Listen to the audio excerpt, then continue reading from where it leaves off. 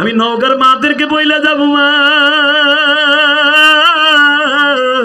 আমি ইলিয়াসুর রহমান জেহাদির মা তো কবরে মা, তুমি একদিন চইলা যাবা কবরে মা। এই মজমার মধ্যে আমার মতো কার জানো মা নাই গো মা,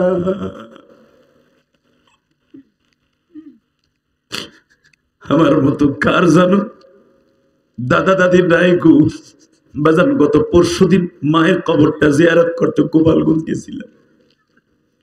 ওই যে তোমাদের সভাপতি ইকরামুল আমারে বলে জেহাদি ভাই আপনি কই আছেন? আমি বললাম গ্রামের বাড়িতে মায়ের কবরটা জিয়ারত করতে আসছি, কারণ 4 দিন আগে উমরার থেকে আসছি বাবা। এই যে আমার মাথায় যে চুল দেখতেছেন এটা কাবা শরীফের থেকে কেটে আসছি বাবা। রসুলের রওজার থেকে বিদায় নিয়ে আসছি, 1 সপ্তাহ হয়ে গেল,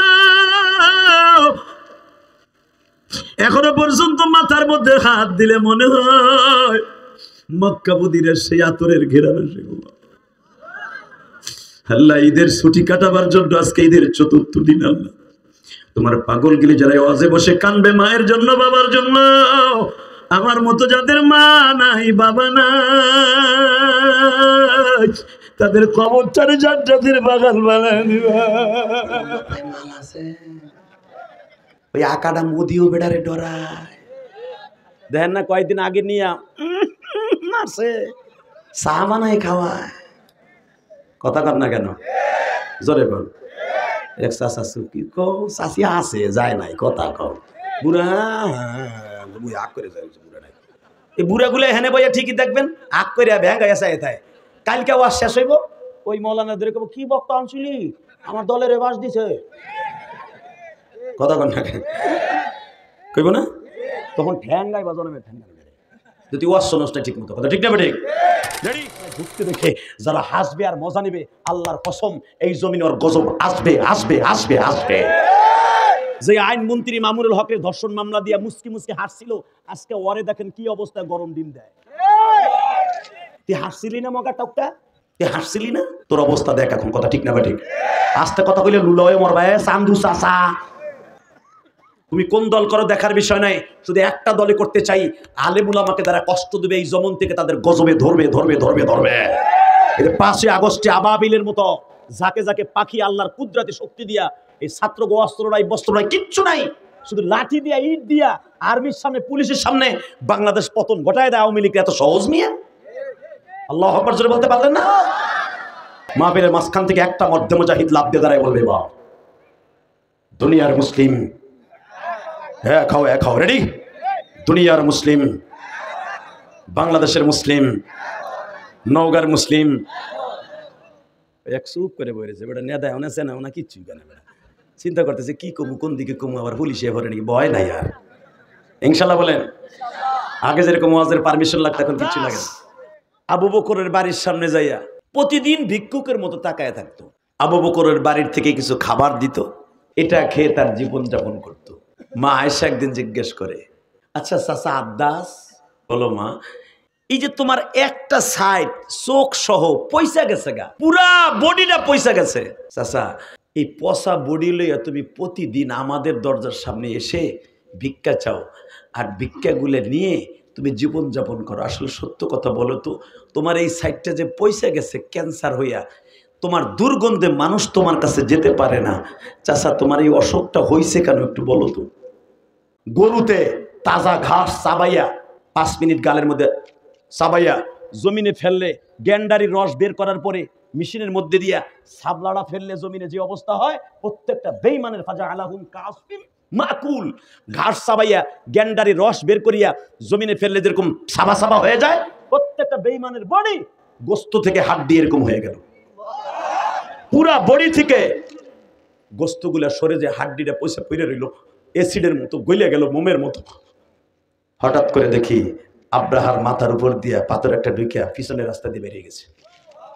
বেঈমান 2 মিনিটের ভিতরে দাপাইতে দাপাইতে পুরা গোস্তগুলা মনে হইতেছে অটো অটো, শরীর থেকে পচা রক্ত গুস আস্তে আস্তে বেয়ে পড়ে যাইতেছে। আপনাদের সামনে মূল্যবান নসিহত পেশ করবেন হযরতুল আল্লাহ মুফতি ইলিয়াসুর রহমান জিহাদি সাহেব। হযরতুল আল্লাহ মুফতি ইলিয়াসুর রহমান জিহাদি সাহেব হযরতকে তার মূল্যবান নসিহত পেশ করার জন্য বিশেষভাবে অনুরোধ করছি। আসসালামু আলাইকুম ওয়া রাহমাতুল্লাহি তাআলা ওয়া বারাকাতুহু।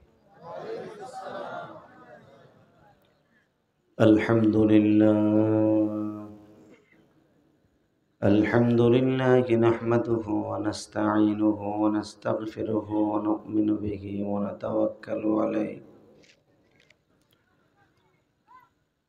ওয়া নাউযু বিল্লাহি মিন শুরুরি আনফুসিনা ওয়া মিন সাইয়্যাতি আমালিনা। من يهده الله فلا مضل له ومن يضلله فلا هادي له. الذي أرسل رسوله بالهدى ودين الحق ليظهره على الدين كله وكفى بالله شهيدا.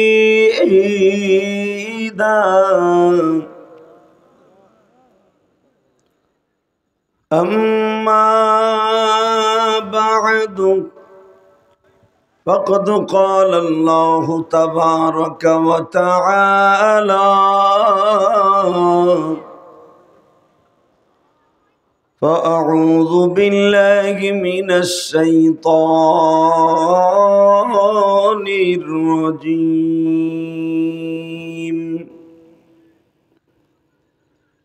بسم الله الرحمن الرحيم.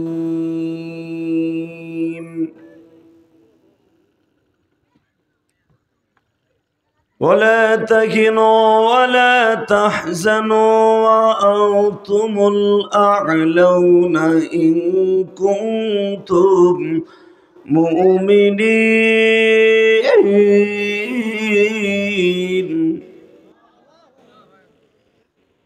وإنك لعلى خلق عظيم. لقد كان لكم في رسول الله أسوة حسنة إن الله وملائكته يصلون على النبي يا أيها الذين آمنوا صلوا عليه وسلموا تسليما. اللهم صل على محمد وعلى آل محمد كما صليت على إبراهيم وعلى آل إبراهيم إنك حميد مجيد. নামাজ পড়লে কে খুশি হয়? আল্লাহ নাম আসতে নিয়েন না। সমস্ত শক্তি দিয়ে বলেন সমস্ত প্রশংসার মালিক কে? এখানে আসার তৌফিক কে দিবেন? যাইবার তৌফিক কে দিবেন? সব কাজের শুরুতে কার নাম নেবেন? খানা খাওয়ার সময়, পানি খাওয়ার সময়, সুদ খাওয়ার সময়। সুদ খাওয়া হালাল না হারাম? জোরে, আরো জোরে, জোরে। এক চাচা চুপ করে বয়ে রয়েছে। হে চাচা কথা বলেন। আমি জানি আমার একদিনের ওয়াজে আপনি সুদের টাকা উঠে আনবেন না, আমি জানি। সুদ খাওয়া বাদ দিবেন না, এটাও আমি জানি। ঘুষ খাওয়া বাদ দিবেন না, এটা আমি জানি। মারামারি, কাটাকাটি, হিংসা, বিদ্বেষ, গিবাত, শেকায়েত একদিনের ওয়াজে আপনার হেদায়েত দিতে পারবে না। তথাপি কেন ওয়াজ দিয়েছি? যদি একটা কথার বিনিময়ে আল্লাহ হেদায়েত দেয়। কথা ঠিক না বেঠিক? অতএব বক্তার সাথে কথা বলবেন, আল্লাহও খুশি, আমিও খুশি। সুদ খাওয়া হালাল না হারাম? জোরে। খাইতে খুব আরাম, আপনি কি জানেন 1 টাকা যে সুদ খায় তার নিজের আপন মার সাথে জেনা করার গুনাহ হয়। মার সাথে জেনা করার গুনাহ লই আপনি কবরে যাবেন, আর ফেরেশতারা আপনারে গিরিল বানাই দেবে মুরগি, নান রুটি তৈরি করে দেবে, আপনি আরামে খাবেন না। কসম করে বলে গেলাম, সুদের টাকা পকেটে নিয়ে বাজার করে খাইয়া কোনোদিন আপনার ইবাদত কবুল হবে না। কথা কন না কেন? ঘুষের টাকা দিয়ে বাজার করে খেয়ে ছেলে মেয়েকে আব্দুল কাদের জেলানি বানাবেন, বোকার শহরে বাস করতেছেন। কথা বাস্তব না বাস্তব? দোকানপাটে রাস্তাঘাটে যারা ঘোরাফেরা করছেন, আমি অত্যন্ত বিনয়ের সাথে বলবো, ইলিয়াসুর রহমান জিহাদি প্রতিদিন আপনার এই মাহফিলে আসবে না, তাকে আনার সম্ভাবনা। যখন আল্লাহ এনে ফেলেছেন, আপনার সাথে আমি বন্ধুত্ব করব, বহুত কষ্ট করে এসেছি। গতকালকে প্রোগ্রাম ছিল আমার সেই রংপুর নীলফামারী কিশোরগঞ্জ থানায়, বহুত কষ্ট করে এসেছি। রংপুরে গেছিলাম বিমানে সৈয়দপুরে, সেখান থেকে আসছি বহুত কষ্ট করে, শুধু একমাত্র আপনাদের সামনে কমিটমেন্ট ঠিক রাখার জন্য। আপনি খুশি না বেজার? ওই যে গাছের নিচে যারা চেয়ার পাইতে বইয়ে রয়েছে আর মগার মতো খাড়াই রয়েছে, ঠ্যাংডারে সামনের দিক দিয়ে পেটটারে সামনের দিক উঁচা করে দিয়ে মগায় খাড়াই রয়েছে, ওই মেগা বাজার। আমি 1 মিনিট 13 সেকেন্ড টাইম দিলাম, এ চাচা পিছনে ব্যাক করেন না। আল্লাহ চন্দ্র সূর্যের কোনো ব্যাক গিয়ার নাই, সামনের 1 গিয়ার। কথা ঠিক না বেঠিক? চন্দ্র কিন্তু পিছনে আসে না, জানেন? এটার কোনো ব্যাক গিয়ার নাই, সূর্যেরও কোনো ব্যাক গিয়ার নাই, ওদিকেই যায় খালি। ঠিক না বেঠিক? জোরে কন। অতএব আমার আল্লাহর যেরকম ব্যাক গিয়ার নাই, তার মাখলুকের কোনো ব্যাক গিয়ার নাই, কিন্তু বান্দাদের ব্যাক গিয়ার আছে, ছাগলের ব্যাক গিয়ার আছে, কুত্তার ব্যাক গিয়ার আছে। ঠিক না বেঠিক? ওরে গুতা দিবেন ডাইন দিকেও যায়, বাম দিকে, ওরে টান দিবেন সামনেও যাবে পিছনে। কিন্তু মনে রাখতে হবে, এই জমিনের মালিক কে? ওই আল্লাহ আছে না নাই? জোরে কন। ওই আল্লাহর প্রশংসা বলেন তো দেখি, আলহামদুলিল্লাহ। নওগাঁ জেলা বদলগাছি থানাধীন একদিন ব্যাপী পালসা আক্তার সিদ্দিকা হাফিজা মাদ্রাসার উদ্যোগে 4 এপ্রিল 2025 আজকের মাহফিলের সম্মানিত সভাপতি, আপনাদের অত্যন্ত প্রিয় মানুষ, আমারও প্রিয় মানুষ, যার ওসিলায় আপনারা আমাকে পেয়েছেন। নওগাঁ আসলে আমি প্রোগ্রাম নিতে চাই না, এই আমার ভাই যখন আমারে ফোন দিছে, আপনাদের প্রিয় মানুষ হযরতুল আল্লামা হযরত মাওলানা ইকরামুল হক সাহেব, আমি প্রথম ছুটি বলছি আমি নওগাঁ যাব না। কয় কেন ভাই? আমরা যে কোনো কারণে যাব না। এই লোকটা অনেক ফুসলাইয়া ফাসলাইয়া পাম পট্টি দিয়ে আমার দাওয়াত নিছে, 1-1.5 কেজি পাম দিছে আমারে। এরপরে আমি শিকার হয়েছি, আলহামদুলিল্লাহ বলেন। আল্লাহ পাক তার জবানের মধ্যে আল্লাহ এত বরকত দিছে, যে কোনো মানুষ কাইতে উঠবে। আবু জেহেল যদি এই জামানায় জন্ম নিত, হ্যাঁ যদি কইতো ভাই আমার গ্রামেটে যাইতেইব পালসা, ওই মগাই মনে আইতো। এই সভাপতির কোথায়? ও কালেমা পড়তো বা না পড়তো, কিন্তু আসতো আপনার ওই মাঠে। মুখের মধ্যে আল্লাহ অনেক জর্জ দিয়েছেন। আপনাদের সেই সভাপতি হাফেজ মাওলানা ইকরামুল হক মাদ্দাজুল আলিয়া, আল্লাহ কবুল করেন, জোরে আমিন। আজকের মাহফিলে আপনাদের প্রধান অতিথি, আপনাদের বালুভরা ইউনিয়ন পরিষদের সম্মানিত চেয়ারম্যান, বর্তমান আছে না নাই? না, উনি কি রানিং আওয়ামী লীগ না বিএমপি? মাশাআল্লাহ, তাহলে বিএমপির চেয়ারম্যান একটা পাইলাম। কারণ 16 বছরের ভিতর তো কোনো বিএমপির চেয়ারম্যান গন্ধও নাই। কথা কর না কেন? হই লোয়া কাইটে ফাইটে নিয়ে গেছে আমাকে গোপালগঞ্জ জেলারা। তারপরে আলহামদুলিল্লাহ বদলগাছিতে বলে আছে, তার ভিতরে একজন স্বনামধন্য চেয়ারম্যান। কারণ স্বনামধন্য এই জন্য বলবো, হ্যাঁ রে, ফ্যাসিস্টের আমলে বিএমপির চেয়ারম্যান থাকে, আপনি কি মনে করেন ফেরাউনের সাথে মুসা হইয়া লড়াই করা? জনাব মোহাম্মদ আল ইমরান সাহেব, আল্লাহ কবুল করেন, জোরে আমিন।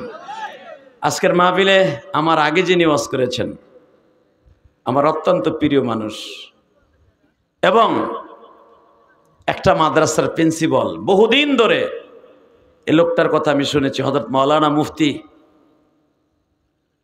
ওসমান গনি, না ইব্রাহিম, এনে কার নাম তবে ইব্রাহিম ফয়েজি ভাই, ওনার সাথে আমার কথা হয়েছে। উনি অত্যন্ত বুজুর্গ মানুষ, আল্লাহ কবুল করেন, জোর না আমিন। মুফতি ইব্রাহিম ফয়েজি যোগ্যতা সম্পন্ন আলেম, যিনি আমার আগে ওয়াজ করে গেলেন। হাজার হাজার ছাত্র বাংলাদেশে তার, হাজার হাজার মুহাদ্দিস জন্ম নিছে তার হাতে, আলহামদুলিল্লাহ বলতে পারলেন না? এবং তার কথার ভিতরে, প্রত্যেকটা কথার ভিতরে মুক্তার দানা ঝরছে। আল্লাহ হুজুরকে আপনি সেহাতে তৈয়বা দান করবেন, ইমানে আমলে এলেমে হেলেমে বরকত দান করবেন। এবার একজন বক্তা, তৃতীয় বক্তা ওসমান গনি, বারাকাল্লাহু ফি হায়াতি। অনেক উলামা একরাম তাশরিফ এনেছেন, তার ভিতরে প্রধান মেহমান আপনাদের এস.এম. বেলাল হোসেন, ফজলে রাব্বি মুকুল, ইলিয়াস হোসেন, আরও অনেক উলামা একরাম আজকের মাহফিল পরিচালনায়, মজিদুর রহমান, বারাকাল্লাহু ফি হায়াতি ওয়া ইজ্জতি ওয়া জালালি। মঞ্চ বিশিষ্ট আমার কলিজার টুকরা তালেবুল ইলম ভাইরা এবং বিভিন্ন জায়গা থেকে আগত, পর্দার ভিতরে বসে বসে শুনতেছেন এবং আমারে দেখতেছেন আমার মা ও বোনেরা, ঠিক না বেঠিক? আমার দেখতেছে না? এই যে দেখেন একটা শয়তানের বাক্স লাগাইছে, যেটা এইটা লাগানো মানে এগো পর্দার ভিতরে রেখে লাভ কি, এগো আমাকে সামনে লেন, কিয়ামত পর্যন্ত এইটা কোনোদিন জায়েজ হতে পারে না। কথা বলেন না কেন? এটার বিরোধী আমি। কমিটি দেয় আমি কি রুম, কিচ্ছু করে না, পা ফেগ হইব আমার কি। শুধু একসাথে বলতে হবে, সর্বময় ক্ষমতার মালিককে। আরো জোরে, আরো জোরে।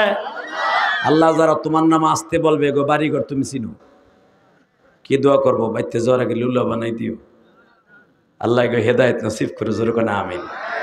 যারা চেয়ারে বইয়া রয়েছেন, যদি মাজায় ব্যথা না থাকে নিচে বসেন। আর বাজারে রাস্তাঘাটে যারা ঘোরাফেরা করছেন, আমি আপনার সাথে বন্ধুত্ব করব, আল্লাহ যেন আপনাদেরকে আমাকে বন্ধু বানাই দেয়, জোরে কোন আমিন। আল্লাহ মেরে ভাই দোস্ত বুজুর্গ, শুধু আমার সাথে একটা কথা উত্তর দিবেন।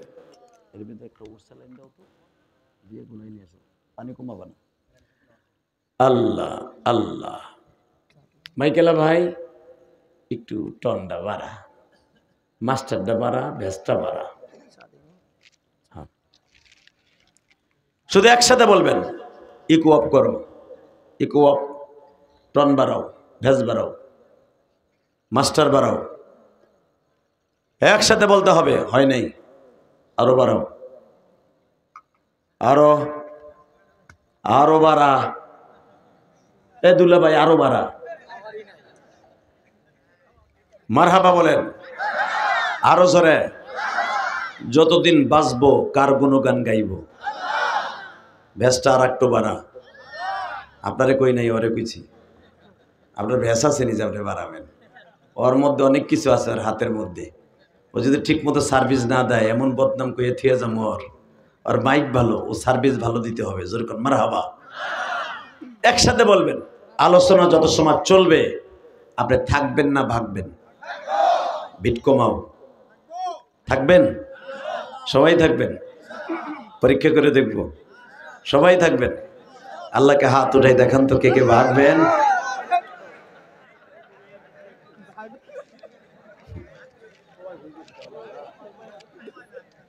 আল্লাহ, আমি বলছি উল্টা, দোষ আপনাদের না আমার। আপনাকে জায়গার নাম হতো বদল গাছি, না বদলে গাছি, উল্টা হয়ে গেছে, বদলে গেছে। যাই হোক, তবে আমি একটা জিনিস যেটা চাইছিলাম, আমি চোখ বন্ধ করেছিলাম, কারণ আমি জানি উল্টা পাল্টা হইব। আমি যখন চোখ মেলে তাকাইলাম, আপনারা কেহই হাত উঁচা করা ছিল না, সব নামানো ছিল। যাক, ভুল হয়েছে, যা হয়েছে হয়েছে। শুধু একসাথে বলবেন, সবাই থাকবেন তো ইনশাল্লাহ? বলেন তো।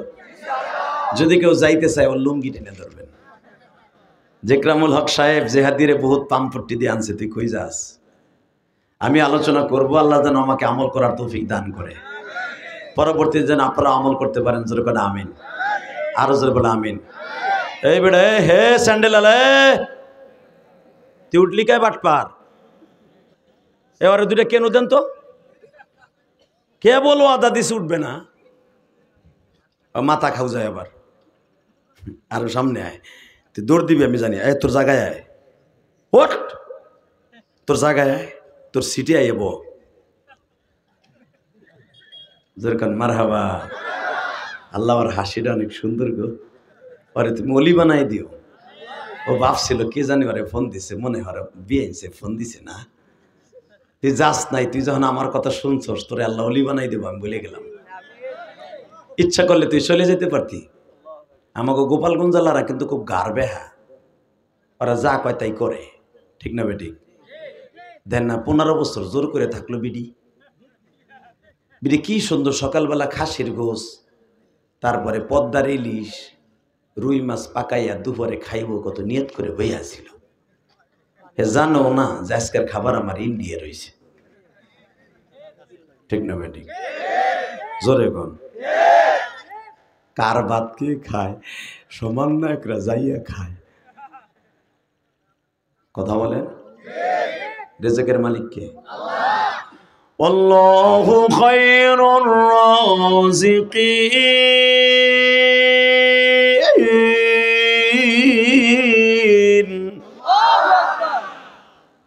কোরআন তেলাওয়াত শুনে যারা আল্লাহু আকবার বলবেন, হার্টের রোগ জীবনও থাকবে না। জীবনে আপনি অসম্মানী হয়ে মরবেন না। জীবনে কেউ আপনাকে অপমান করে মারতে পারবে না। আপনি সম্মানের সঙ্গে মাথা উঁচু করে বাঁচবেন। পৃথিবীর সব বাতিলের বিরুদ্ধে মৃত্যুর আগ পর্যন্ত জিহাদ করে মরতে পারবেন। যদি কখনো দরকার হয় হাত দিয়া আমার মাওলার কালামের জন্য বেঈমানগুলারে কুত্তার মতো গোবাইতে রাজি আছেন না নাই? রাজি আছো না নাই? কাকে কে রাজি আছো? আল্লাহকে দুই হাত তুলে দেখায় দাও।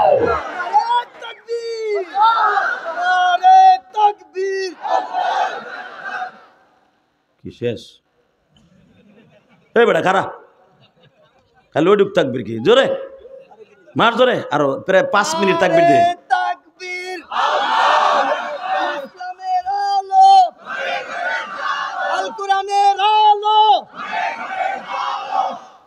শেষ?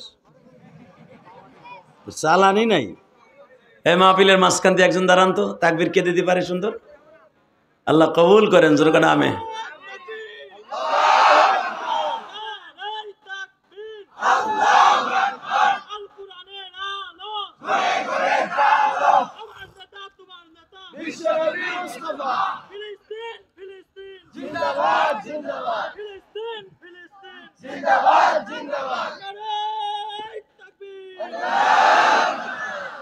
বারাকাল্লাহু ফি হায়াতি, দরকান মারহাবা।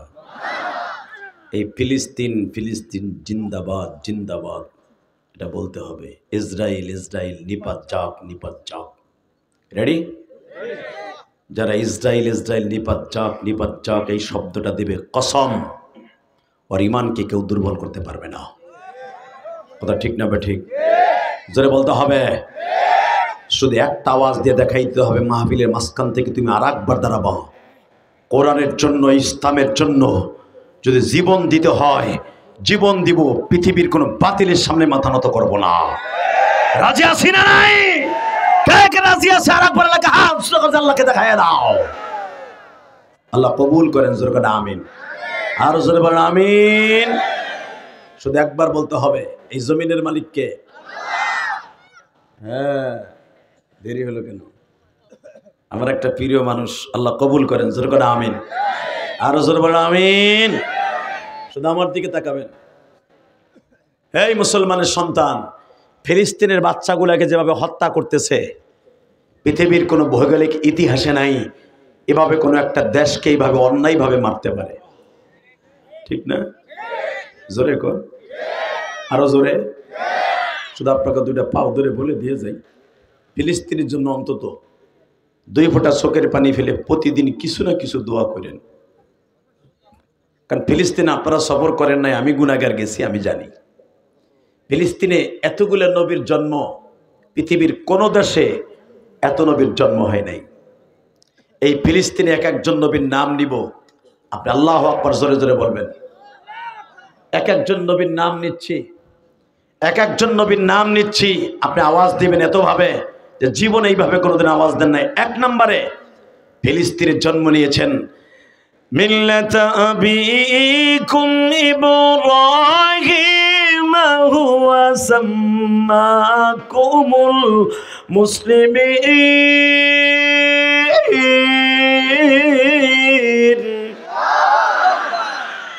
এক নম্বরে ফিলিস্তিনে জন্ম নিয়েছে আমার জাতির পিতা ইব্রাহিম। এই ফিলিস্তিনি তার কবর। আল্লাহু আকবার, জোরে বলেন তো আল্লাহু আকবার, আরো জোরে বলেন তো মুসলমানের সন্তান। এই এপ্রিল মাসের 4 তারিখ একটা আওয়াজ হবে, যেই ফিলিস্তিনে জন্ম নিয়েছে আমার জাতির পিতা ইব্রাহিম, যেই ফিলিস্তিনে জন্ম নিয়েছে ইউনূস নবী, যেই ফিলিস্তিনে জন্ম নিয়েছে ইউসুফ নবী, যেই ফিলিস্তিনে জন্ম নিয়েছে ইয়াকুব নবী, যেই ফিলিস্তিনে জন্ম নিয়েছে আয়ুব নবী, যেই ফিলিস্তিনে জন্ম নিয়েছে ইসহাক নবী, পৃথিবীর কোনো বেঈমান নাই এই দেশটাকে মুসলমানের হাত থেকে ছাড়া করে দিতে পারে। যদি দরকার হয় আমাদের দেশের সরকার যদি কখনো আমাদের অনুমতি দেয়, এপ্রিল মাসের 4 তারিখ আওয়াজ হবে, এই নওগাঁ বদলগাছি থানায় বসে বেঈমানদেরকে কুকুরের মতো তাড়াবার জন্য, ফিলিস্তিন পরিষ্কার করার জন্য, বেঈমানগুলাকে মারার জন্য কে কে যাইতে রাজি আছেন? আল্লাহকে দু হাত করে দেখায় দেন একবার।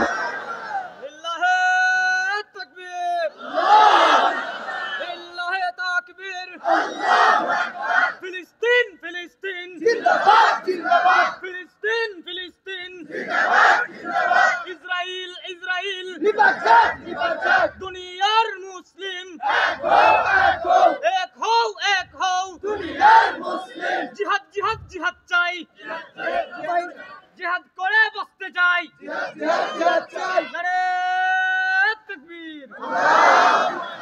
তুমি যদি বিগত সরকারের আমলে খালি কইতে জেহাদ জেহাদ জেহাদ চাই, তোমারে কোন সময় পিছনেতে টেনে নিয়ে যাইতো গা? কথা ঠিক না? ঠিক জোরে বলেন।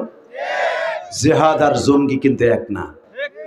এই যে দুলাভাইরা বসেন, এ পকেটে হাত দেয়া ছোট দুলাভাই বহে না, এবারে দুটো ধাক্কা দে তো। আল্লাহু আকবার, জোরে বলেন তো। আগে প্যান্ডেলটা সুন্দর করি, এরপরে বাকি ওয়াজ শুরু করি। জোরে কোন আল্লাহু আকবার।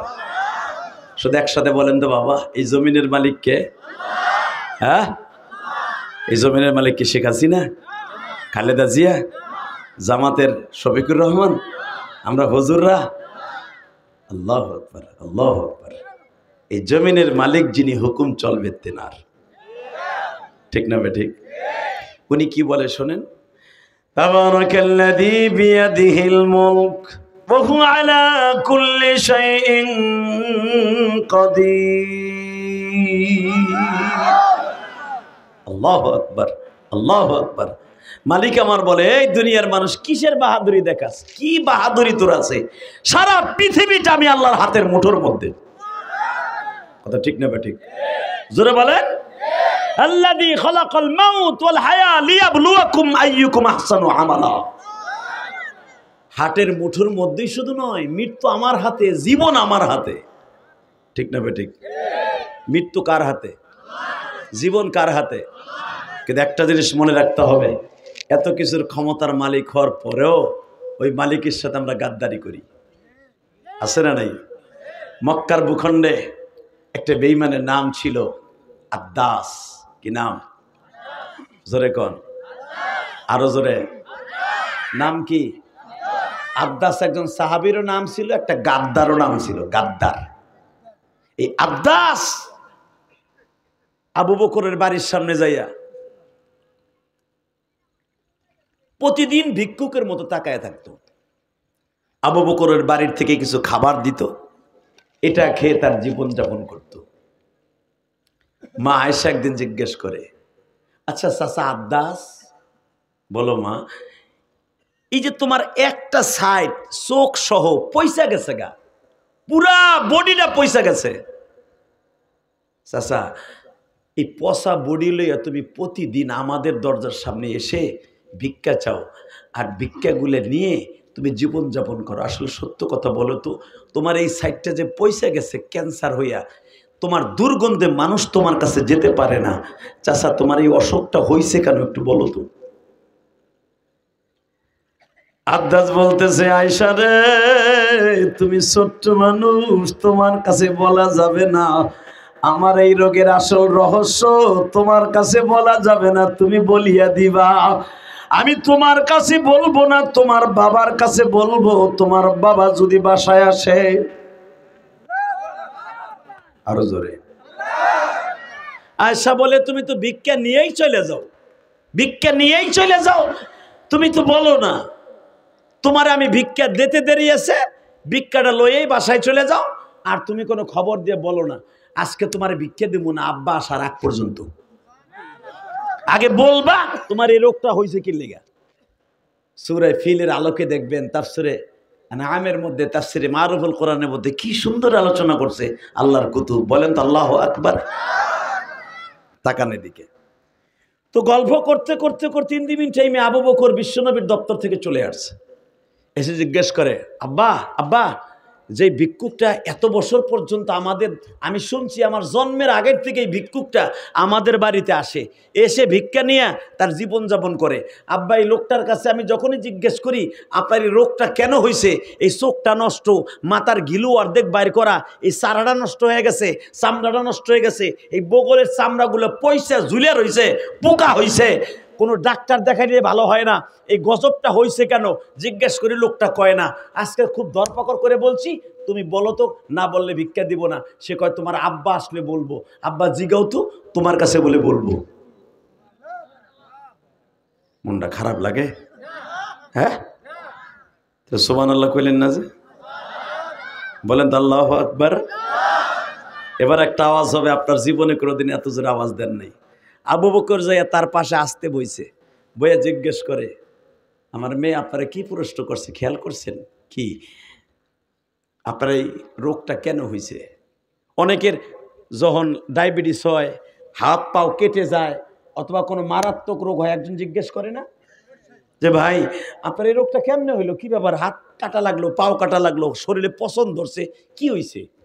সে বলে ভাই ডায়াবেটিস ছিল, রিক্সাতে পড়ে গেছিলাম, হঠাৎ করে হাড্ডিটা নষ্ট হয়ে গেছে, কাটতে কাটতে দাফনা পর্যন্ত কাঁদছে। হয় কি হয় না? আওয়াজ ক্লিয়ার কর না, মাইকেলা কই আওয়াজ বাড়া না বেটা, পালাইছে দেন। আল্লাহ শুধু আমার দিকে তাকাবেন আর 2 ফোঁটা চোখের পানি ফেলবেন, কিন্তু মনে রাখবেন রোগ কখনো ঘৃণা করবেন না।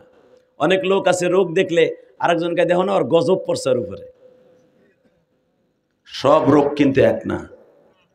মুসলমানের যদি রোগ হয়, বিমারি হয়, আপনি প্রশংসা করবেন, ওই রোগে আপনি আক্রান্ত হবেন না।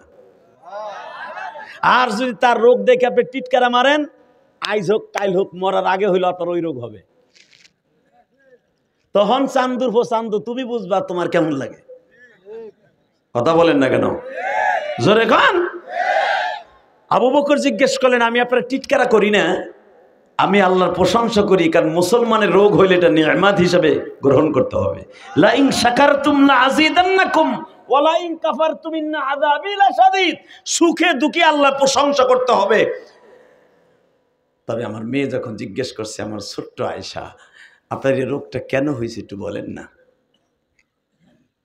আব্বাস কান্দে আর বলে, আপনার কাছে বলা যাবে না, যদি আমার রাসূলুল্লাহর কাছে নিয়ে যান তাহলে কম,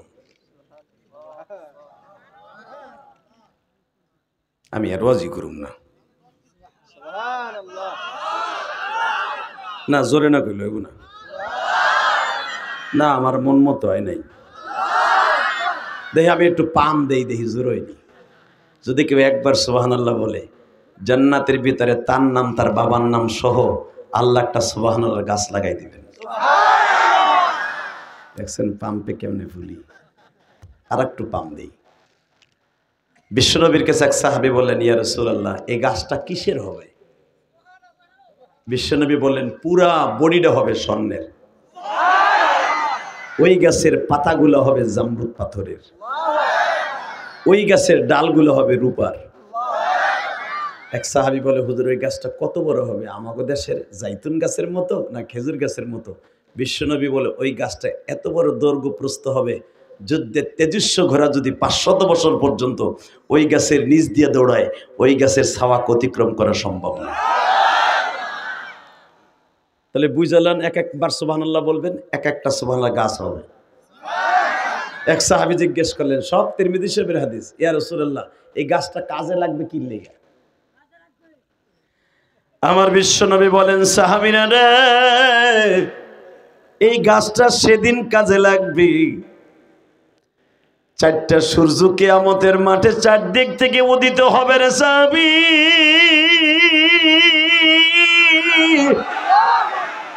সূর্যের তাপে মাথার ঘিলু, সূর্যের তাপে মাথার ঘিলু টকবক করিবে, কুদরতেরি ছায়া তলে মওলা বসাবে। কেবা হবে সঙ্গে সেদিন তোমারই কাছে, মওলা ছাড়া কেহ নাই রে তোমায় বাঁচাবে। বাজানরা, সূর্যের তাপে মাথার মগজগুলি ঘিলুগুলি ফুটান্ত ভাতের পানির মতো বলকাইতে থাকবে, কোন ছায়ার ব্যবস্থা থাকবে না গো বাবা।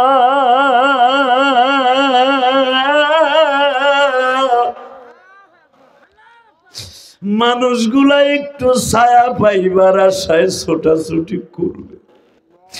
1-2 বছর না 50,000 বছর, আল খামসিনা আলফা সানা।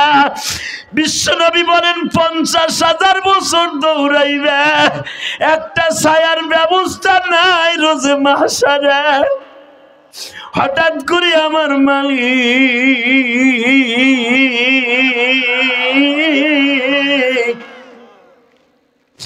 এই পালসা গ্রাম থেকে কিছু কিছু গরিব মানুষকে বাবা কুদরতি ভেকু দিয়ে উঠাইয়া নিয়ে গাছের নিচে বসতে দিবে। মাথার মগজগুলা যখন ঠিক হয়ে যাবে, পাশের বড় লোকরা জিজ্ঞেস করবে, তোর মাথার মগজ ঠিক আছে, আমাদের গুলা নষ্ট হয়ে গেল কেমনে? তখন বলবে, তুমি কি জানো না, পালসা এতিমখানা মাদ্রাসায় বসিয়া ইলিয়াসুর রহমান জেহাদির সাথে একবার না 2 বার না শতবার সুবহানাল্লাহ বলছিলাম। হুজুর আমারে বলছিল যতবার বলবো ততবার সুবহানাল্লাহ আলহামদুলিল্লাহর গাছ হবে। যতবার বলছি আমার মালিক ছায়া দিবার জন্য ওই জান্নাতের ভিতরে এক একটা সুবহানাল্লাহর গাছ লাগায় দিছে। আল্লাহ তুমি তাকায় দেখো, যারা সুবহানাল্লাহ বলবে প্রত্যেকের জন্য এক একটা সুবহানাল্লাহ গাছ লাগাই দিবা। আল্লাহ এদের বাবা মার জন্য লাগাই দিবা। আমি কয়েকবার বলতে বলবো, প্রথম বলবো নিজের জন্য একটা সুবহানাল্লাহ গাছ লাগাই, বলেন তো সুবহানাল্লাহ। দ্বিতীয় বাবা মায়ের জন্য, তৃতীয় দাদা দাদির জন্য, চতুর্থ শ্বশুর শাশুড়ির জন্য, পঞ্চম কলিজার টুকরা নানা নানির জন্য, ষষ্ঠ আমি ইলিয়াসুর রহমান যেই বাড়ি লজিন থেকে আলেম হইছি ওই লজিন আলাদের জন্য। আমার প্রত্যেকটা কথা কোরআন হাদিসের দলিল। ওঠা বসা যাবে না, এই তালবেলিরা সব বসো, সব বসো। এই শুধু একটা কথার আওয়াজ দিতে হবে, আমি এক একজন এক একটা সুবহানাল্লাহ গাছ লাগাইতে বলবো। এটা আমার বাজানে বানানোর কথা না, ডাইরেক্ট আল্লাহর কথা, হাদিসে কুদসি। রেডি? এবার লাগাইতে বলবো, আল্লাহ আমাদেরকে যে পাইলা নাইলা চাচা চাচি একদিন হলো কোলে নিছে, আল্লাহ তাদের জন্য বানায় দাও। আল্লাহ আমাদের মতো আলেমদেরকে যারা আদর করে খাওন দিয়া, পয়সা দিয়া, টাকা দিয়া, কোরবানির চামড়াটা দিয়া এবং জান্ডা এই মাদ্রাসার বিল্ডিং দিয়া, টিন দিয়া, কাঠ দিয়া, বাঁশ দিয়া সহযোগিতা করে আমারে এই তালিবে ইলমদেরকে মানুষ করেছে, তাদের জন্য আমি কসম করে বললাম প্রত্যেকের জন্য এক একটা সুবহানাল্লাহ গাছ হয়ে গেছে। এবার আওয়াজ দিয়ে বলেন, যতদিন বাঁচবো কার হুকুম চলবে? তাকানে দিকে, ঘাটটা ঘুরাবেন না তো, এবার কানবেন, সবার চোখে যেন পানি দেখি আমি। রেডি? রেডি? আবু বকর বললেন, তাহলে তোমার রোগের তথ্য আমার কাছে বলবা না? না, আমি বিশ্ব নবীর কাছে যে বলবো। আর এখান থেকে কিন্তু জোরে বলতে বলছিলাম সুবহানাল্লাহ, আমি ভুলে যাই না। কিন্তু আমি আবার বলছি, তোমার কাছে বলবো না আমার এই রোগের তথ্য, বিমারির তথ্য, বিশ্বনবীর কাছে যে বলবো। আবু বকর বলে, দেখো তোমার নিয়ে এই পচা বডি নিয়ে যখন যাবা, তুমি সবসময় চাদর গায়ে দিয়ে চলো, মাফলার পেঁচে চলো, যেন তোমার এই বডিটা কেউ না দেখতে পারে।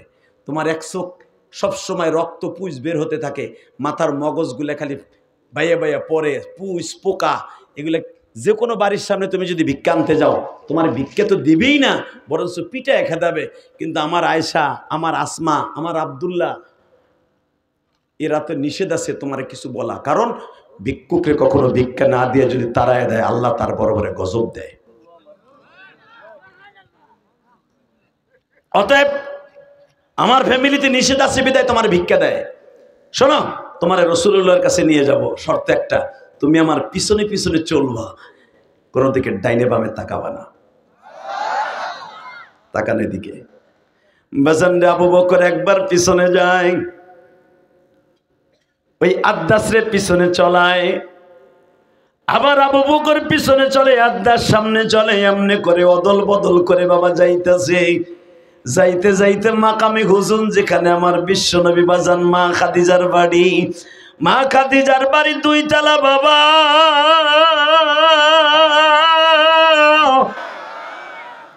দ্বীপ প্রহরে তখন বাজে বাজান 12:30, জোহরে রক্ত হয়ে গেছে, তখনও নামাজ ফরজ হয় নাই 5 ওয়াক্ত। বিশ্বনবী উপরের তলায় বসে বসে আমার মাওলার সাথে কথা কইতেছে। In the meantime Abu Bakr আদ্দাসকে নিয়ে বাজান মা খাদিজার বাড়ির বারান্দায় হাজির। আমার নবী মুস্কি মুস্কি হেসে হেসে উপরের তলার দিয়ে সিঁড়ি বেয়ে বেয়ে নামে আর বলে, আদ্দাস রে, ওই যে আমার বিশ্বনবী, তাকায় দেখ কত সুন্দর চেহারা। আদ্দাস নবীর চেহারার দিকে তাকায় আছে আর বলে, ওয়া ইন্নাকা লাআলা খুলুকিন আযীম।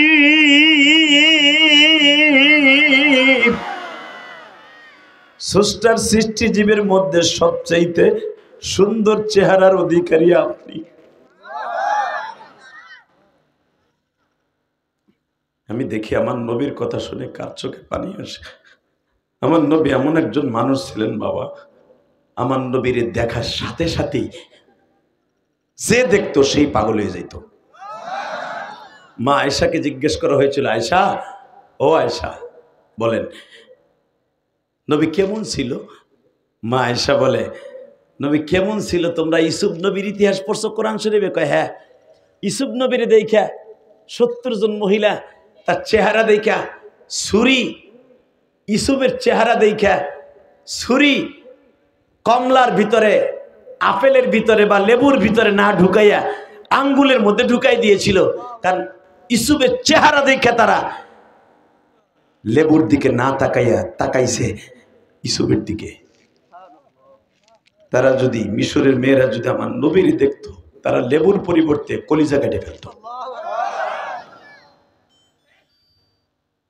সাথে সাথে বলে, আচ্ছা আয়েশা, নবীর বৈশিষ্ট্য কি? মা আয়েশা বলেন, তিরমিজির হাদিস, আমার নবী যেই গিলাসে মুখ দিয়া পানি পান করতেন, ওই গিলাসটা যতদিন জমিনে থাকতো মিসকম্বারে ঘেরান আসতো। আমার নবীর প্রশংসা শুনে সুবহানাল্লাহ জোরে বলবেন। নবীর মৃত্যুর সময় দেখতে পারবেন। আল্লাহু আকবার জোরে বলেন তো। রেডি রেডি, তাকানের দিকে। মা আয়েশা বলেন, আমার নবী যেই পেয়ালায় দুধ পান করতেন, ওই পেয়ালা যতদিন জমিনে থাকতো ওই পেয়ালা থেকে মিসকম্বারে ঘেরান আসতো। আমার নবী যেই বিছানায় ঘুমাইতেন, ওই বিছানার একটা সুতা জমিনে থাকা পর্যন্ত আমার নবীর শরীরের সংস্পর্শের কারণে যতদিন থাকতো ততদিন পর্যন্ত মিসকম্বারে ঘেরান আসতো। এবার তাকান আমার দিকে। সেই নবী আদ্দাসকে বলতেছে, আদ্দাস, এই হুদির বাচ্চা দেখতো আমার নবীর দেখতে কেমন দেখা যায়। আদ্দাস বলে, জীবনে এত সুন্দর মানুষ আমি কোনোদিন দেখি নাই। আবু বকর, তোমার বাসায় যখন আমি ভিক্ষা আনতে যাই ডেলি, তোমার মেয়ে খালি নবীর প্রশংসা করে, কিন্তু আমি ঘৃণায় লজ্জায় তার সামনে আসি না। কিন্তু আজকে আমি দেখলাম মুহাম্মাদের মতো সুন্দর মানুষ এই পৃথিবীতে আর হতে পারে না। সঙ্গে সঙ্গে আবু বকর বলে, তাহলে কালেমা পড়। কালেমা আমি পড়বো না, তবে আজকে একটা সত্য প্রকাশ করব। আল্লাহু আকবার, জোরে বলেন তো। আবু বকর বলে, কিসের সত্য প্রকাশ করবি? আবু বকর রে,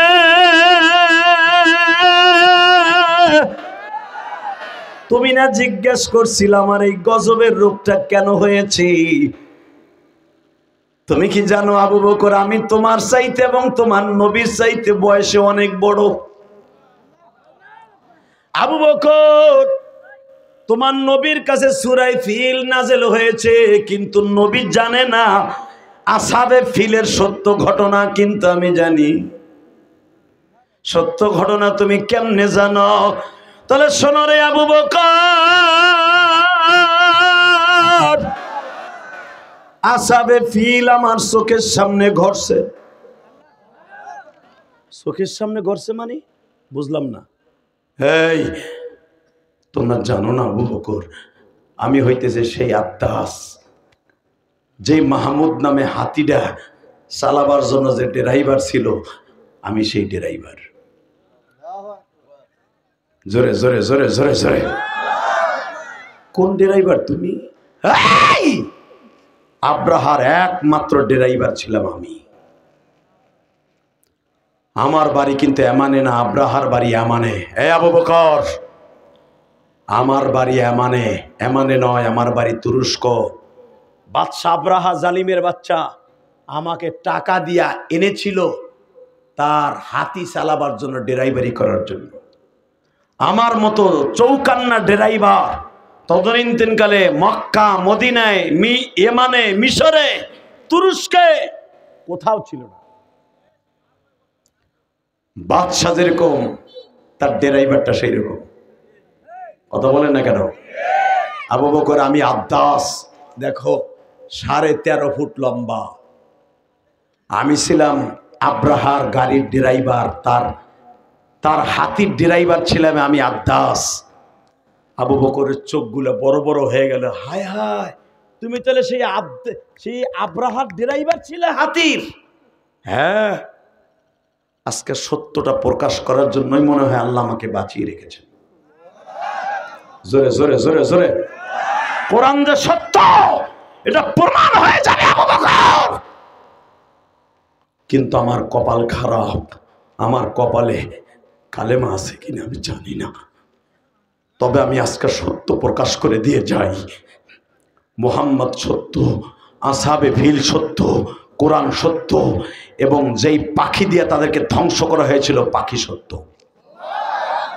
আমি চোখ দিয়ে দেখেছি বেঈমান 40,000 হাতি বাহিনী লইয়া যখন মিনায় ও দিয়ে মুহাসসারা, যেখানে গজবের জায়গা, এখানে চলে আসলো। তোমার দাদা আব্দুল মুত্তালিব সকালবেলা দেখি আমি আব্রাহার পাশে খিমার মধ্যে বসা, তাঁবুর মধ্যে বসা। তার আগের দিনে তোমার দাদার 50টা উট ভাগাই নিয়ে আসছিল এই আব্রাহার জালিমগুলি, তারা খেয়ে ফেলবে জবাই দিয়া। আব্রাহা তখন বলেছিল, তোরা যে উটগুলো ধরে নিয়ে আসলি আব্দুল মুত্তালিবের, তোরা পাইছস কি? আব্দুল মুত্তালিব যদি আমার কাছে এসে জিজ্ঞেস করে, এই জালিমের বাচ্চা, তুই বলে জাতিসংঘের চেয়ারম্যান, তুই বলে কোটিপতি শিল্পপতি, তা 50টা উট নিয়ে আসলি কেন? তুই বলে খাবার দাবার নিয়ে আসছস প্রায় 6 মাসের, তো 6 মাসের খাবারের ভিতরে আমার 50টা উট তুই আনলি কেন? আমি কি জবাব দিব? একটা উটও তোমরা খাবে না। বরঞ্চ আব্দুল মুত্তালিব যদি আমার কাছে এসে আত্মসমর্পণ করে, তাহলে আমি আব্দুল মুত্তালিবের উটগুলো ফেরত দিব। আল্লাহ সুবহানাল্লাহ আসতে কয়, তাগো বাড়িঘর তুমি চিনো। আমি আবার বলছি, আব্দুল মুত্তালিব যদি আমার কাছে এসে খাবারের কথা বলে যে আমার উট খেয়ে ফেলছিস কেন এ ফকিন্নির ভোলা, তাহলে আমি কি জবাব দিব? আব্দুল মুত্তালিবের উটগুলা খেও না, সে এসে চাইলে আমি ফেরত দিব। কারণ আমি হলাম পৃথিবীর মধ্যে ধনীদের মধ্যে একজন। ঠিকই তোমার দাদা কয়েকজন মানুষ নিয়ে এসে তোমার চাচাদেরকে সাথে নিয়ে এসে বলল, হে জালিমের বাচ্চা, তুই আমার উট নিয়ে আসছিস কেন? কিন্তু বুঝতে পারে নাই আব্রাহা এত বড় জালিম। তথাপি আমি ভাবতেছিলাম তোমার দাদা এত স্পিরিটে কথা বলে, আব্রাহা একটা প্রতিবাদ করে না। তখন বুঝতে পেরেছিলাম তুমি এই বংশে জন্ম নিবা। এটা তোমার দাদার ক্রেডিট না, এটা হলো তোমার ক্রেডিট। লাকাদ কানা লাকুম ফি রাসূলিল্লাহি উসওয়াতুন হাসানাহ। লাকাদ কানা লাকুম ফি রাসূলিল্লাহি উসওয়াতুন হাসানাহ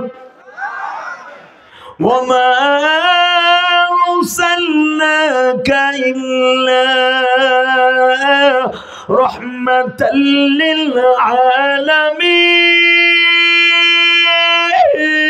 للعالمين لإيلاف قريش إيلافهم رحلة الشتاء والصيف।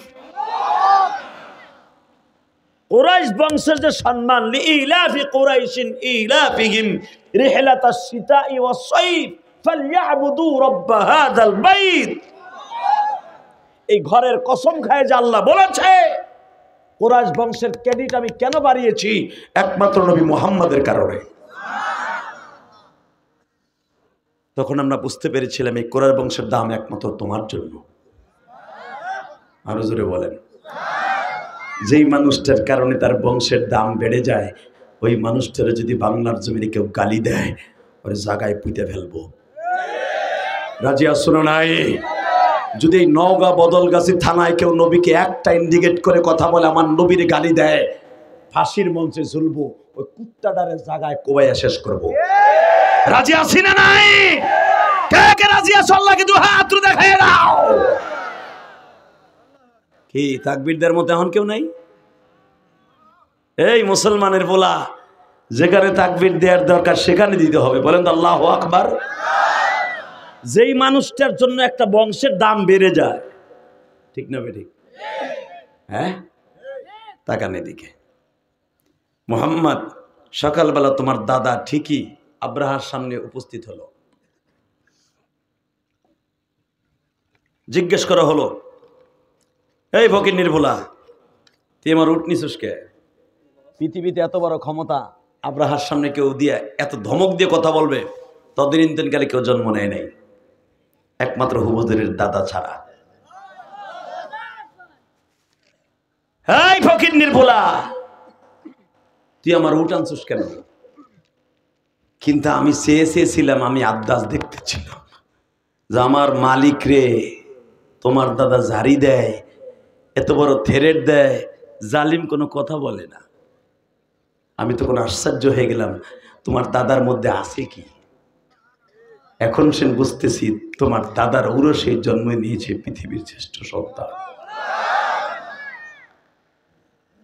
ফকিন্নির পোলা বলে, খয়রাতি বলে, ভিক্ষুক বলে, কিচ্ছু বলে না আব্রাহা। যে 40,000 হাতি লয়ে আসছে কাবা ঘর ভাঙার লেগে, সেই লোক একটা লোকের সামনে কোনো কথা বলে না। বলবে কেমনে? সূরা ফিলের আলোকে দেখবেন আব্দুল মুত্তালিবের দুটা ঘাড়ের উপরে দুটো বাঘ দাঁড়ায় ছিল।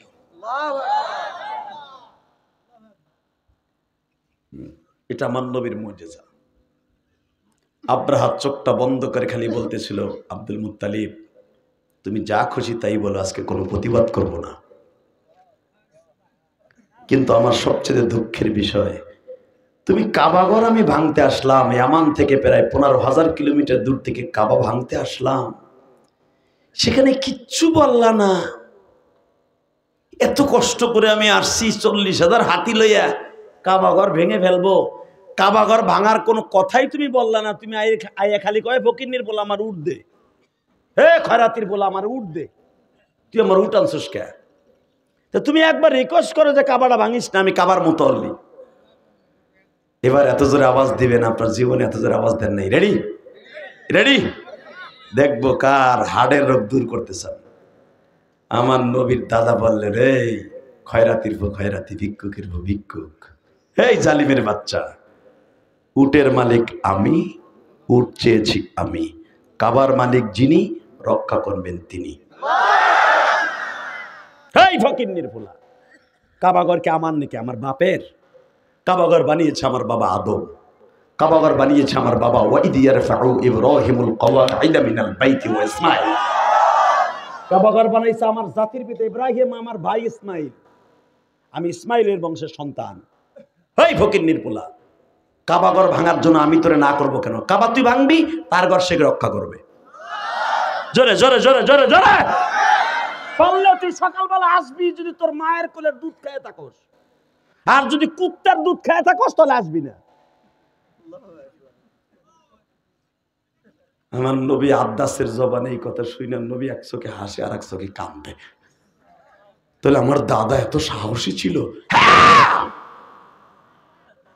তোমার দাদার সাহস আমি সাক্ষী। আমি আব্রাহার সামনে বসা। এই যে ভাই খয়রি, এই যে খয়রি পাঞ্জাবি, এই যে ভাই হন, ভাই হন যায় না হন। আল্লাহ ওই লোক যাইতেছে, তুমি দেখতে রাখো রে। মারহাবা বলেন, আল্লাহু আকবার জোরে বলেন তো। আর মাত্র 5 মিনিট কথা বলবো। কয়টা বন্ধু চলবো? সারা রাত বই থাকবেন? টাটকা মিথ্যা কথা এটা। আপনিও সারা রাত বইবেন না, আমিও সারা রাত ওয়াজ করব না। তবে যতটুকু চলবে কেউ উঠতে পারবে না, ইনশাল্লাহ বলেন তো। আমি জানি নওগাঁয় অনেক পাগল আছে। পাগল আছে না? নগল মানুষ ভালো, দিল নরম। মারহাবা বলেন। শুধু একদিকে তাকান, আমার নবী এক চোখে হাসে আর এক চোখে কান্দে। আমার দাদা এত সাহসী ছিল, এই জন্যই তো আল্লাহ আমার পুরো বুকটা ভরা কলিজা দিয়ে দিছে। সারা দুনিয়ার কাউকে আমি মুহাম্মদ ভয় পাই না। আমি পৃথিবীর কারো কাছে নিজের মাথাটা নত করি না। লান নাদউ মিন দুনিহি ইলাহান লাকাদ কুননা ইদান শাতাতা। লান নাদউ নফি জাহাদের সিগা, কোনদিন না, কখনো না, হারগিজ না, কোন সময়ের জন্য আমি কারো সামনে মাথা নত করি না, একমাত্র রব ছাড়া। কথা ঠিক না ঠিক? এই জন্যই তো আমি বলি কার রক্ত আমার গায়ে। আচ্ছা তারপরে কি হয়েছে আন্দাজ বলো তো। এবার আওয়াজ দিয়ে আপনার জীবনে এত জোরে আওয়াজ দেন না। রেডি? এ নবী মুহাম্মদ, আপনি আসার 50 দিন আগের ঘটনা আপনি তো কিচ্ছু জানেন না, আমি জানি সব। আর এইটা সাক্ষী হিসাবে আল্লাহ আমাকে বাঁচাই রেখে দিয়েছে। আমি আব্বাস সাক্ষী। আপনার দাদা মাত্র 8 জন লোক নিয়ে গেছিল, তার ভিতরে আবু জেহেলও ছিল। আবু জেহেল আমারে খুঁজতেছিল। আমি আবু জেহেলের চোখের থেকে আড়ালে কেন থাকি জানেন? আমি কোনো বাড়িতে ভিক্ষা আনতে যাই না, একমাত্র আবু বকরের বাড়ি ভিক্ষা আনতে যাই। কারণ আমি যদি আবু জেহেলের বাড়ির ছেলেবেলার পাশে ভিক্ষা আনতে যাই, ওরা আমাকে চিনে ফেলবে। কারণ ওদিনকে আমি ছিলাম সাক্ষী, রাজ সাক্ষী। আপনার নবুয়ত এবং আসহাবে ফিলের রাজ সাক্ষী আমি। পৃথিবীতে আর কেউ বেঁচে নাই। 40,000 হাতির মধ্যে একটা হাতিও বেঁচে নাই। 40,000 মানুষের মধ্যে একটা মানুষও বেঁচে নাই আমি ছাড়া, ইল্লা আনা। মনে হয় আমাকে আল্লাহ বাঁচাই রেখেছে অসুস্থ থাকা অবস্থায়। মনে হয় আপনার কোরআন যে সত্য, এটা প্রমাণ করার জন্য। কোরআন সত্য না মিথ্যা? জোরে বলেন, আরো জোরে। রেডি? যদি কোরআনের সংবিধানের বিরুদ্ধে কেউ কথা বলে ওরা জায়গায় পিটা ফেলবো। আমার সবচেয়ে বেশি কষ্ট লাগে বাংলাদেশে 95% মুসলমানের দেশে কোরআন তেলাওয়াত সংসদে হয়। সংসদ শুরু হওয়ার আগে একটু পরেই দেখি কি সুন্দর আওয়াজ আসতেছে, রামায়ণ গায়ন ঈশ্বর হরিপদ মহামনায়ং ফদং ফদং ফং ফং ফং অং শান্তি অং শান্তি অং শান্তি। কথা কন না কেন? কোরআন তেলাওয়াতের পরে অং শান্তি ফং শান্তি হবে কেন? কথা বলেন না কেন? 95% দেশে 100% যদি ইসলামী হুকুমত চালু হয়, কোরআনের সংবিধান যেখানে, এই আপনি জানতো দিল্লির সংসদে কোনদিন কোরআন তেলাওয়াত করতে দেয় না, ওদের শুধু গীতা পাঠ করতে দেয়। কথা বলেন না কেন? কষ্ট হইতেছে অজ্ঞামী। তারপরও 10 মিনিট কথা বলবো। এই মুসলমানের পোলায় দিকে আমার দিক তাকান। আব্বাস বলতেছে আমি রাজ সাক্ষী। আপনার দাদা উটগুলো ফিরে নিয়ে আসলো, আসার সময় চ্যালেঞ্জ করে আসলো, এই ফকির নির্ভো, তুই তো এমন থেকে আসছস 1000 মাইল পথ পাড়ি দিয়ে। শোন, আমি যাইবার আগে একটা কথা বলে দিয়ে যাই।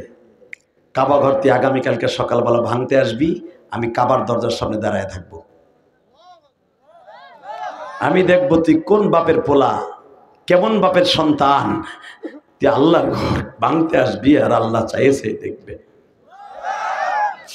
বাজান রে, এবার দিলটা নরম করে আওয়াজ দিও, নওগাঁর বদলগাছির যুবক ভাইরা দীপ্ত কণ্ঠে একটা আওয়াজ দিবা গো, আন্নাল কুওয়াতা লিল্লাহি জামিআ, আল্লাহু লা ইলাহা ইল্লা হুয়াল হাইয়ুল কাইয়্যুম, লা তা'খুযুহু সিনাতুন ওয়ালা নাওম।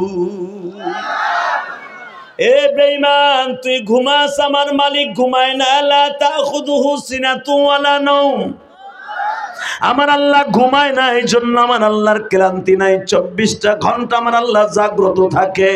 আমার কোন বান্দা কোন বিপদে আছে আমার মালিক চাইছে দেখে। আগামীকালকে সকালে তুই আসবি, আমিও ঘুমাবো না, আমি দেখবো আমার মাওলার কাবা ঘরটা তুই কেমনে ভাঙ্গস হাতির সুরের সাথে লাগায়।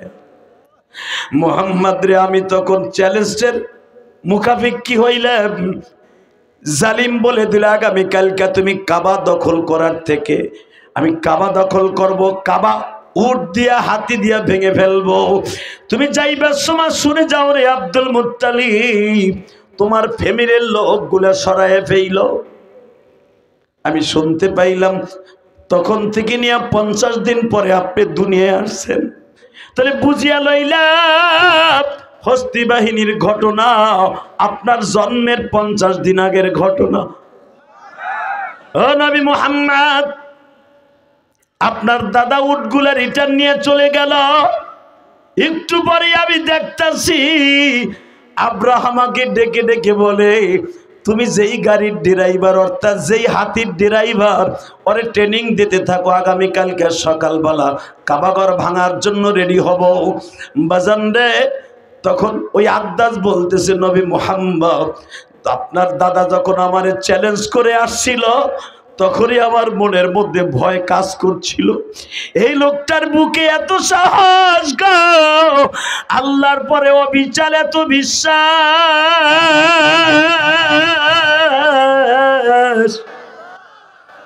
অবশ্যই আল্লাহর ঘর আল্লাহ রক্ষা করবে, কেউ পারবে না। ঠিক না বেটি? জোরে কর, আরো জোরে।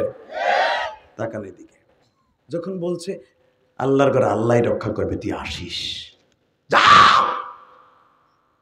সকাল হয়ে গেল, আপনার দাদা যান, শুনতে পাইলাম আপনার মা ওই রাত্রে কাবা ঘরের সামনে যাইয়া বারবার কাঁদছিল আর বলছিল, কাবার মালিক আমার জন্য না, অন্তত তোমার প্রিয় হাবিবের জন্য হলো কাবা ঘর রক্ষা করবা।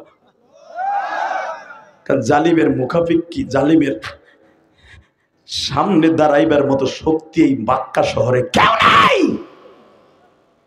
জালিম হলো এমন জালিমের জালিম, ও যা কয় তাই করে। ও জাতিসংঘের চেয়ারম্যান। মালিক তোমার ঘর তুমি রক্ষা করবে, একটা জিনিস আমি তোমার কাছে চাই। আপনার মায়ের চোখের পানি কবুল হয়ে গেছিল। আরো জোরে। কষ্ট হইতেছে? তাকানের দিকে। নবীজি সকাল হয়ে গেল, আমি সাক্ষী। আব্রাহামাকে অর্ডার দিল, হাতি রেডি করো। 40,000 বাহিনী রেডি হচ্ছে। ইন দি মিন টাইমে আমার হাতি, আমি ড্রাইভার চালাবো, আব্রাহাম আমার পিছনে বসা। হঠাৎ করে দেখি ঝাঁকে ঝাঁকে তাইরান আবাবিল তারমিহিম বিহিজারাতিন মিন সিজিল ফাজআলাহুম কাআসফিম মাকুল ফাজআলাহুম কাআসফিম মাকুল ফাজআলাহুম কাআসফিম মাকুল ফাজআলাহুম কাআসফিম মাকুল। তাইরান আবাবিল তারমিহিম, জমার সিগা। একটু পরেই দেখি আমি ড্রাইভারিং সিটে বসলাম, হাতির শুরুর উপরে বসলাম, লোহার কটা মারলাম, হাতি যাতে চলে দ্রুত, এই প্রসেসিং অবলম্বন করলাম। ইন দি মিন টাইমে দেখি হাতি 2 পাও গেড়ে দিয়ে বসে পড়ল। আমি হাতির সুরে আবার আঘাত করলাম, হাতি আমার সুর দিয়ে লাথি ফেলে দিল। আমি আবার হাতির উপর উঠলাম, হাতির ভাষা আমি বুঝতেছিলাম না।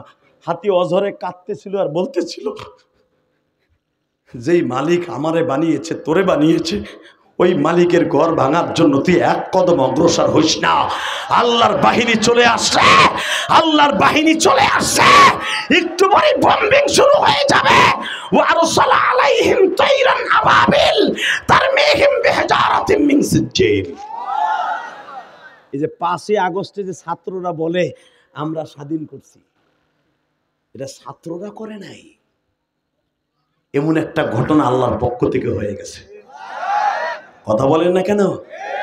মামুনুল হকের ছোট্ট ছেলেটা ছাড়া পাওয়ার 7 মাস আগে আপনাদের মনে আছে, ও যখন কোরআনের হাফেজ হইল, ছোট্ট পোলাটা তানজিমুল তাহফিজুল কোরআন মাদ্রাসা থেকে, ওর মাথায় যখন ফয়জুল কোরআন মাদ্রাসা থেকে পাগড়িটা পরিধান করাবে, সকলের আব্বা আইছে, মামুনের ছোট্ট ছেলেটা ডাইনে তাকায় বামে তাকায়, আর আব্বারে খুঁজে।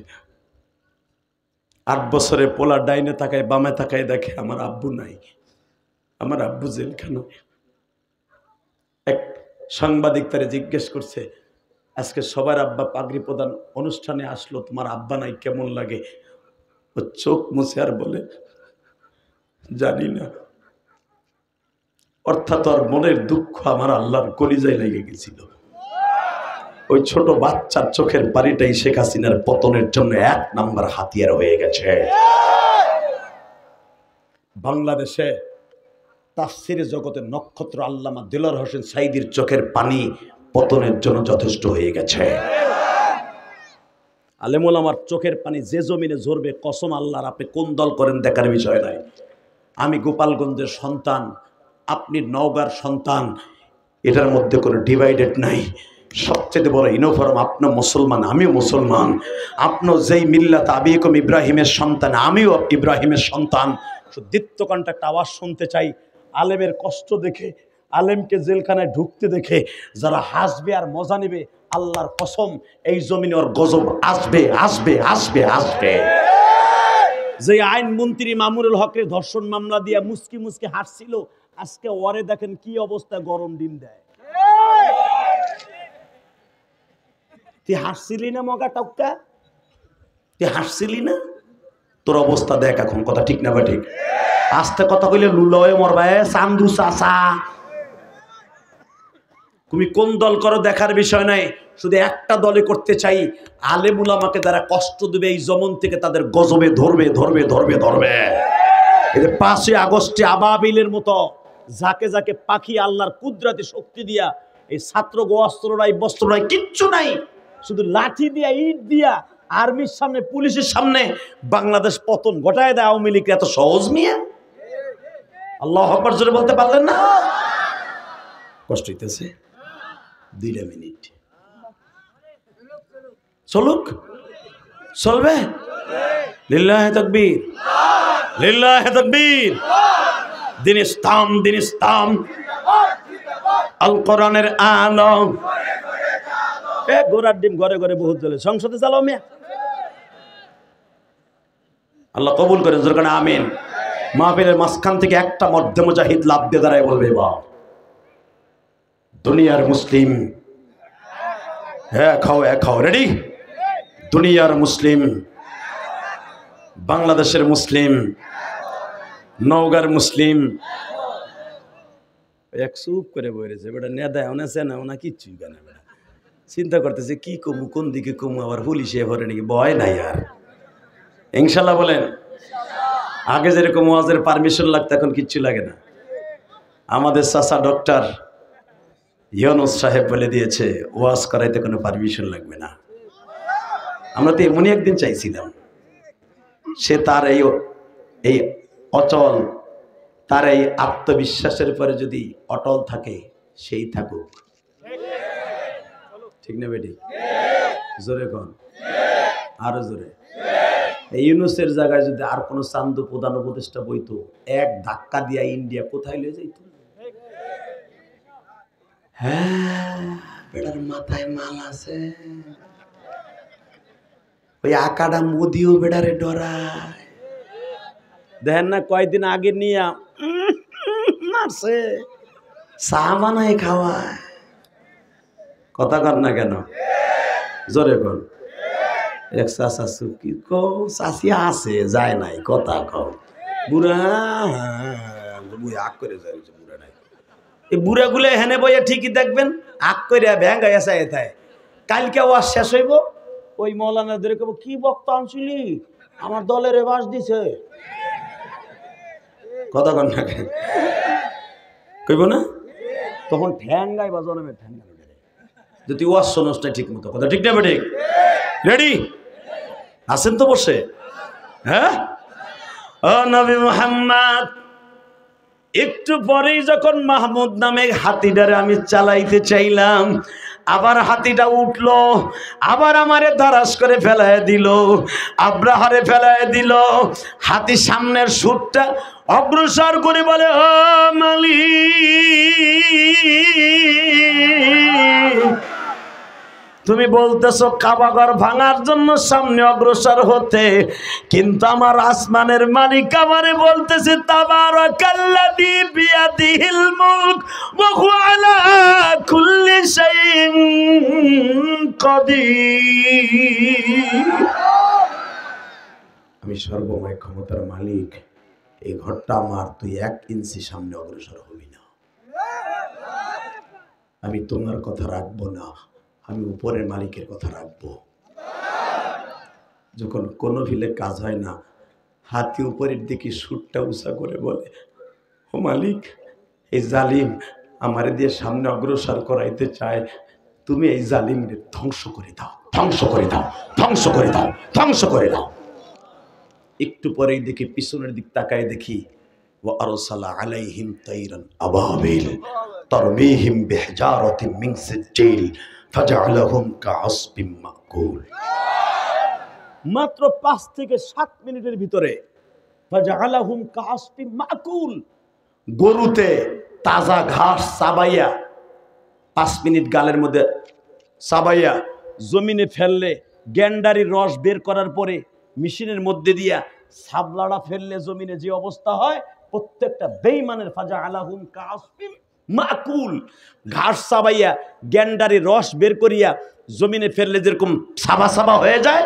প্রত্যেকটা বেঈমানের বডি গোস্ত থেকে হাড্ডি এরকম হয়ে গেল পুরা বডি থেকে গোস্তগুলা সরে যে হাড্ডিটা পয়সা পড়ে রইল অ্যাসিডের মতো গলে গেল মোমের মতো হঠাৎ করে দেখি আব্রাহার মাথার উপর দিয়া পাথর একটা ঢুকিয়া পিছনের রাস্তা দিয়ে বেরিয়ে গেছে বেঈমান 2 মিনিটের ভিতরে দাপাইতে দাপাইতে পুরা গোস্তগুলা মনে হইতেছে অটো অটো শরীর থেকে পচা রক্ত গুজ আস্তে আস্তে বেয়ে পড়ে যাইতেছে আমার নবী জিজ্ঞেস করে আদ্দাস রে তোমার কি লাগে নাই এইবার আদ্দাস কান্দের বলে মুহাম্মদ রে আমারও লাগছিল এই যে আপনারা বারবার জিজ্ঞাসা করেন আমার এই রোগটা কোথার থেকে আসছে গো প্রত্যেকের বোমাটা লাগছিল ফাজআলাহুম কাআসবিম মাকুল তাদের বোমাটা লাগছিল মাথার মাঝখানে পিছনের রাস্তা দিয়ে বের হয়ে গেছিল আর আমার মাঝখান দিয়ে লাগে নাই আমার একটা সাইডে লাগছিল ওই বোমা এত মারাত্মক আমার এই কানের চোখের একটু পাশ দিয়ে যাইয়া আমার পুরা পিছনের রাস্তাটা একবারে পয়সা গইয়া গেল এই যে দেখতেছেন আমি কত দামি দামি ডাক্তার দেখাইছি এই বাক্কা শহরে আমার এই রোগ কেউ ভালো করতে পারে আমি আমানে শুদ্ধা গিয়েছিলাম দেখাইতে নবী তখন আপনার জন্ম হয় নাই গো 50 দিনের মধ্যে আমি আমানেও গেছিলাম ডাক্তার বলছে তোমার মৃত্যুর আগ পর্যন্ত এই গজব আর ভালো হবে না মৃত্যুর আগ পর্যন্ত এইভাবেই থাকবা ও নবী মুহাম্মদ তুমি জন্মের আগের থেকে আমার এই অসুখ আমার আল্লাহ কোনোদিন ভালো করবে না আমার শরীরটা পচতেই থাকবে আমি মরবো না হায়াত যতদিন বেঁচে আছে আমার নবী একবার বললেন আদ্দাস রে আমি কাউকে বলি না কালেমা পড়তে তুমি শুধু একবার কালেমা পড়ো এক রাওয়ায়াত আছে আদ্দাস কালেমা পড়ছে আর এক রাওয়ায়াত আছে কালেমা নসিব হয় নাই বাজান রাবির মধ্যে ইখতিলাফ শুধু আমি আপনাদের খেদমতে একটা আরজ করতে চাই আবু বকর তার ঘাড়ের পরে হাত দিয়ে বলে তুমি আমার নবীর নবুয়তের জন্য 1 নাম্বার সাক্ষী তুমি আমার মওলার কালামের 1 নাম্বার সাক্ষী। সারা দুনিয়ার মুসলমান যদি বুঝতো কোরআনের বিরুদ্ধে কোনোদিন কথা বলতো না, কারণ আমার নবীকে সাক্ষী রাখার জন্য তোমার আল্লাহ জীবিত রেখে দিয়েছে। ও আমার নওগাঁ বদলগাছির ভাইরা, শুধু একটা কথার আওয়াজ দিবাটি, ওই আদ্দাসকে যদি আল্লাহ এত বছর বাঁচায় রাখতে পারে কোরআনের জন্য, আমাদেরকে তোমাদেরকে বাঁচায় রাখবে আমার আল্লাহ কিয়ামত পর্যন্ত এই মাদ্রাসার হাফেজদেরকে দিয়ে। কথা ঠিক না বেঠিক? শুধু একটা কথার আওয়াজ দিবা, জমিনে যতদিন বাঁচবো এই কোরআনের সংবিধান টিকাই রাখার জন্য বাঁচবো। রাজি আছি না নাই? এই কোরআনকে বাঁচাই রাখার জন্য রাজি আছি না নাই? এইবার আমার নবী আদ্দাসকে জিজ্ঞাসা করে, আদ্দাস বলেন, তুমি কি কাবাগরটা দেখতে পারছিলা তখন? না, আমি আসতে পারি নাই। আদ্দাস, তুমি কি আমার মা দুঃখিনীরে দেখছিলা? আদ্দাস বলে, আমি আপনার মাকে আমি চিনতাম না, তবে আমি শুনেছি মুহাম্মদ নামে একটা বালক এই বাক্কা শহরে জন্ম নিয়েছে, তারে দেখলে ক্ষুধা লাগে না।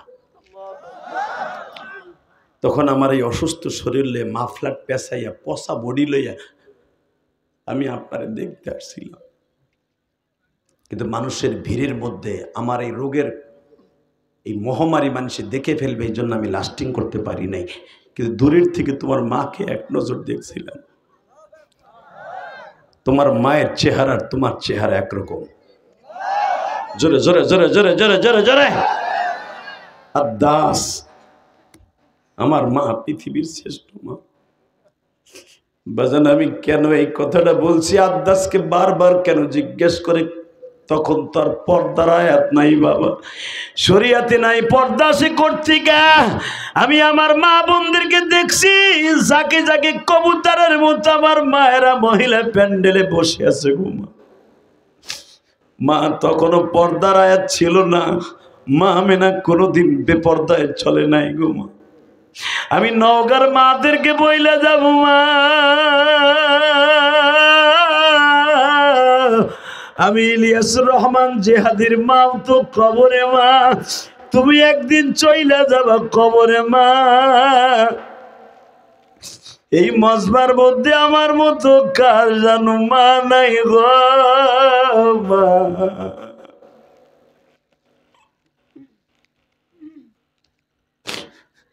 আমার মতো কার জানো দাদা দাদি নাই গো।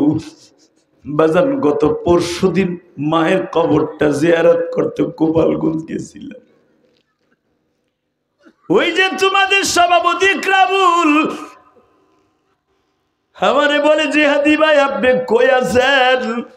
আমি বললাম গ্রামের বাড়িতে মায়ের কবরটা জিয়ারত করতে আসছি, কারণ 4 দিন আগে উমরার থেকে আসছি বাবা। এই যে আমার মাথায় যে চুল দেখতেছেন, এটা কাবা শরীফের থেকে কেটে আসছি বাবা। রসুলের রওজার থেকে বিদায় নিয়ে আসছি, 1 সপ্তাহ হয়ে গেল, এখনো পর্যন্ত মাথার মধ্যে হাত দিলে মনে হয় মক্কা মদিনার সেই আতরের ঘেরান আসে। আল্লাহ ঈদের ছুটি কাটাবার জন্য আজকে ঈদের 4র্থ দিন, আল্লাহ তোমার পাগল গিলি যারা ওয়াজে বসে কানবে মায়ের জন্য বাবার জন্য, আমার মতো যাদের মা নাই বাবা নাই, তাদের কবরটার জান্নাতের বাগান বানায় দিবা। বাজান, উমরা থেকে এসে যখন ঈদের দিন ঈদের নামাজ পড়ায় গ্রামের বাড়িতে গেলাম, মায়ের কবরের পাশে দাঁড়াইলাম। আমি জানি না এই মাজবার মধ্যে কার মা নাই কার বাবা নাই, শুধু আমি এতটুকু জানি, কোন সন্তান যদি বাবা মায়ের জন্য কাঁদে, সাথে সাথে তার বাবা মায়ের কবর আজব মাফ হয়ে যায়। দাড়ি বাঁকা বাজান, এ যুবক ভাইরা ঢাকার থেকে কতজনের জন্য মার্কেট করে নিয়ে আসছো, যাদের বাবা নাই তারা তো আর মার্কেট করতে পারো নাই। এমন একদিন ছিল তোমার বাবা ওই বাজারে যাইয়া বদলগাছি যাইয়া তোমার বাবা নওগাঁ বাজারে যাইয়া, গরিব মানুষ, পকেটে পয়সা নাই, ঠিক মতো বাজারও করতে পারে নাই, কাপড় চোপড় দিব কি দিয়া? কথা ঠিক না ঠিক? ওই বাবা যাদের হারায় ফেলছেন, শুধু 2 ফোঁটা চোখের পানি দিয়ে বাবার কবরটা জান্নাতের টুকরা বানাবেন আমি জানি। ইলিয়াস রহমান জিহাদির আজকে টাকা পয়সার অভাব নাই, বাড়ি গাড়ি অভাব নাই, শুধু একটা জিনিসের অভাব, আমার জন্ম দুঃখিনী মা নাই। লক্ষ লক্ষ টাকার কাপড় কিনে দিছি বাবা গ্রামের বাড়িতে। আবার আব্বা বেঁচে আছে, আমার আব্বাই তো নিয়ে গেছে গাড়ি ভরে ভরে জনগণকে দেওয়ার জন্য। ও বাবা, কত জন কাপড় কিনলাম, আমার মার লেগে কিনতে পারি নাই বাবা। তবে মার জন্য একটা জিনিস কিনছি, কাবা ঘর ধরে পরাণ বইরে কানছি এবার, আল্লাহ তুমি আমার মায়ের মাফ করে দিও, আমার মাকে মাফ করে দিও। কেন আপনাদের এই ওয়াজটা উমরায় যাওয়ার আগেই নিছে আমার ভাই। আল্লাহকে বলেছে, আল্লাহ উমরা করে যাইয়া যেই মাহফিলগুলোয় যাব, প্রত্যেকটা মাহফিলে যারা আমার সাথে শরীক থাকবে, যারা চোখের পানি ফেলায় দরখাস্ত দিবে, একবার হলেও তুমি মক্কা মদিনায় নিয়ে যাবা। আমি বইলে আইছি, আল্লাহর কসম করে বলতে পারি, আমি বইলে আইছি, রসুলের রওজায় বইলে আইছি, আমি লাইফে আইসাও বলছি, আল্লাহ যারা আমার এই লাইফে যারা জয় হয়েছে, তাদের একবার হলো মক্কা মদিনায় আসার তৌফিক দিবা। যারা আমার মাহফিলে শরীক থাকবে, তাদেরকে একবার হলো মক্কা মদিনায় লয়ে যাইবা। আমি একটু পরে আপনাদের জন্য দোয়া করব, শুধু আমার সাথে একটা কথার উত্তর দেবেন, এই জমিনে চিরদিন বেঁচে থাকতে পারবো? চোখের পানি ফেলে এখন কাঁদবো। এই মায়ের কবরের পাশে দাঁড়াইলাম, মায়ের কবরের পাশে দাঁড়াইয়া চোখরে বলতে হয় নাই, চোখরে তুই কাঁদ, চোখরে একবারও বলতে হয় নাই। বেজন মনে পড়ে গেছে সেই আজ থেকে 35 বছর আগের কথা। ইলিয়াস রে, তোর জনম দুঃখিনী মা তোর বিদায় দিয়েছিল ইলিয়াস। ঠিক এই মসজিদের সামনে দাঁড়াইয়া তোর মা বারবার বলছিল, ইলিয়াস রে বাবা তুমি মাদ্রাসায় যাও, আমি মা যদি মারা যাই এই মসজিদের সামনে আমার কবর দিই। আমি কি জানতাম আমার মা বোরকা পরে আবার বিদায় দেয়।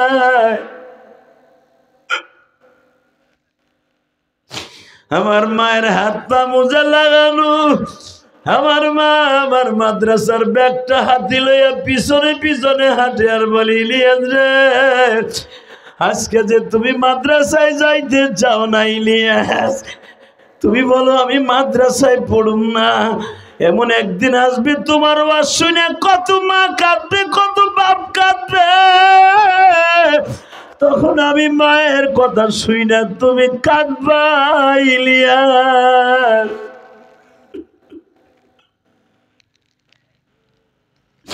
সেই দিন আমি মায়ের তুমি খুঁজবা কিন্তু কোনোদিন পাইবা না।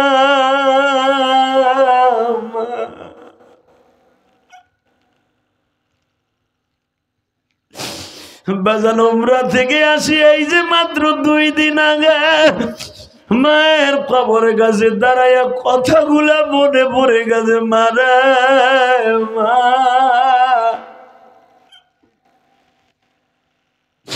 তুমি না আমারে বলছিলা 12 বছর বয়স ইলিয়াস, সন্ধ্যে বাবা ইলিয়াস এদিকে যাদু একদিন আসবি, মাদ্রাসার থেকে আমি মায়ের আইয়া পাবি না। মা আজকে ঠিকই তো বাসায় আইছি, মা জমজমের পানি নিয়ে আসছি, খেজুর তসবি আর তোর যায় না মাছ নিয়ে আসছি। মা কত চাষারে কত চাষিরে হাদিয়া দিলাম মক্কা মদিনার, মা তোরে তো দিতে পারলাম না গো মা।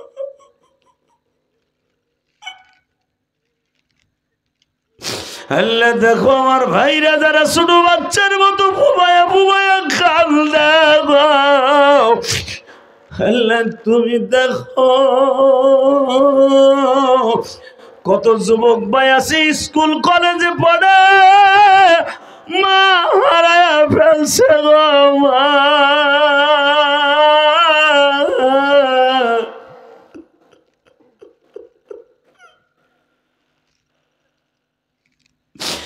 আল্লাহ দেখো সভাপতি কান্দে, এই যে আমার বন্ধু আর ছোট ভাইয়ের মতো হাবিব রহমান মেজবা, ও আমারে ওর জানের চাইতে যত আলেম আছে বাংলাদেশে তাদের মধ্যে আমারে ভালোবাসে। হে আজকের মাহফিলের সভাপতি আমার অনেক ভালোবাসে। আল্লাহ মাহফিলের অনেক কমিটির ভাইরা ভালোবাসে। আমি এখানে আসার পরে ওই যে যেই ছেলেটা প্রথম তাকবীর দিছে, ওই ছেলেটা মুসাফা করে আমার মসজিদের টাকা দিয়ে বলে যে হাজির সাহেব আমি আপনার অনেক ভক্ত। আল্লাহ যারা আমার মতো মা হারায়া ফেলছে এদের মায়ের কবরটা জান্নাতের টুকরা বানাবা মালিক।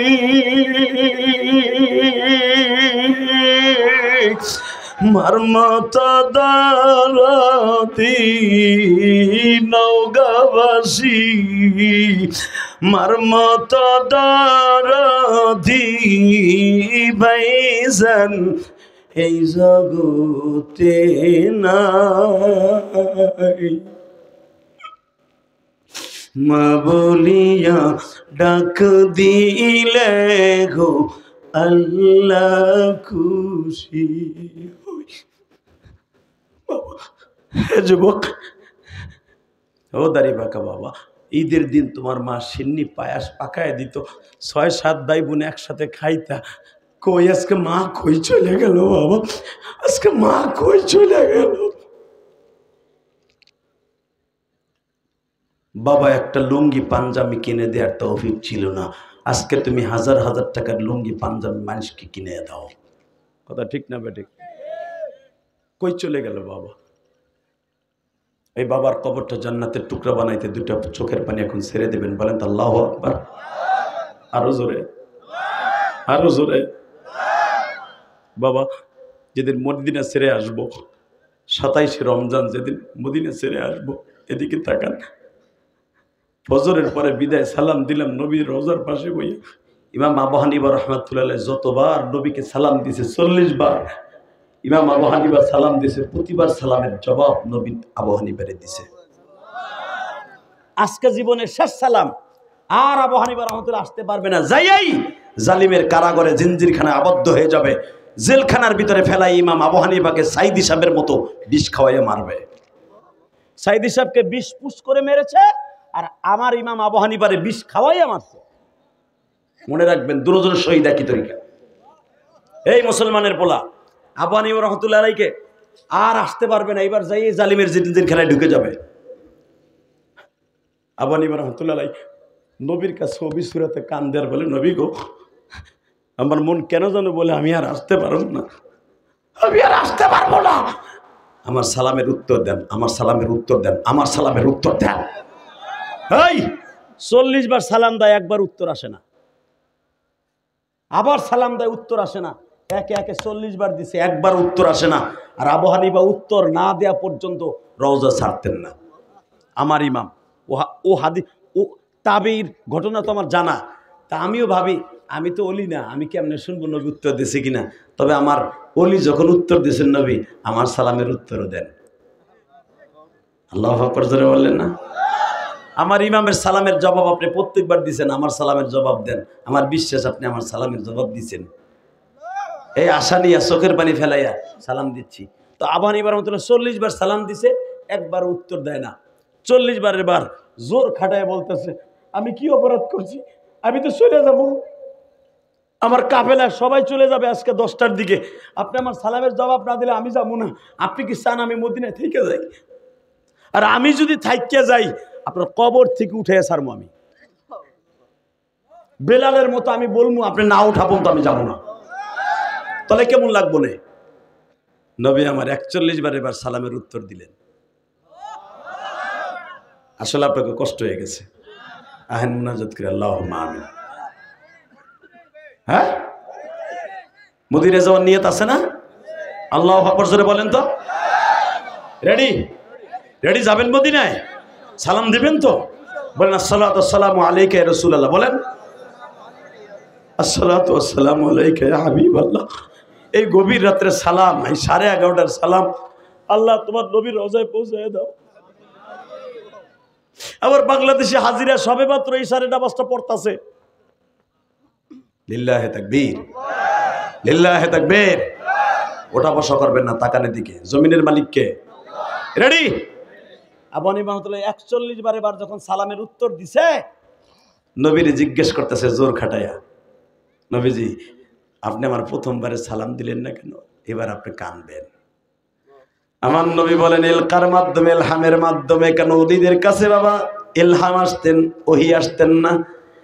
এ নওমান, ইমাম আবু হানিফার নাম হলো নওমান। ও নওমান ইবনে সাবিত, তোরে আমি 40 বার কেন 40,000 বার যদি সালাম দিতি আমি সহজে উত্তর দিতাম না কেন? আজকে তোর সালামটা আমার খুব মজা লাগতেছে। আমি ভাবছিলাম তুই সালাম দিতে থাক রে, সালামের উত্তর না দিলে তুই সালাম দেয়া বন্ধ করবি না।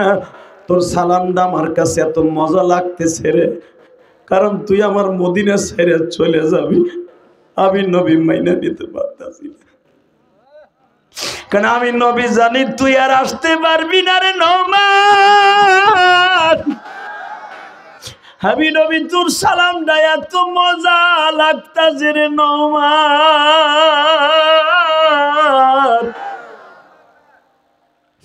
ইমাম নওমান বলে, আবু হানিফা বলে নবী গো তাহলে আমি সালাম দিতে থাকি।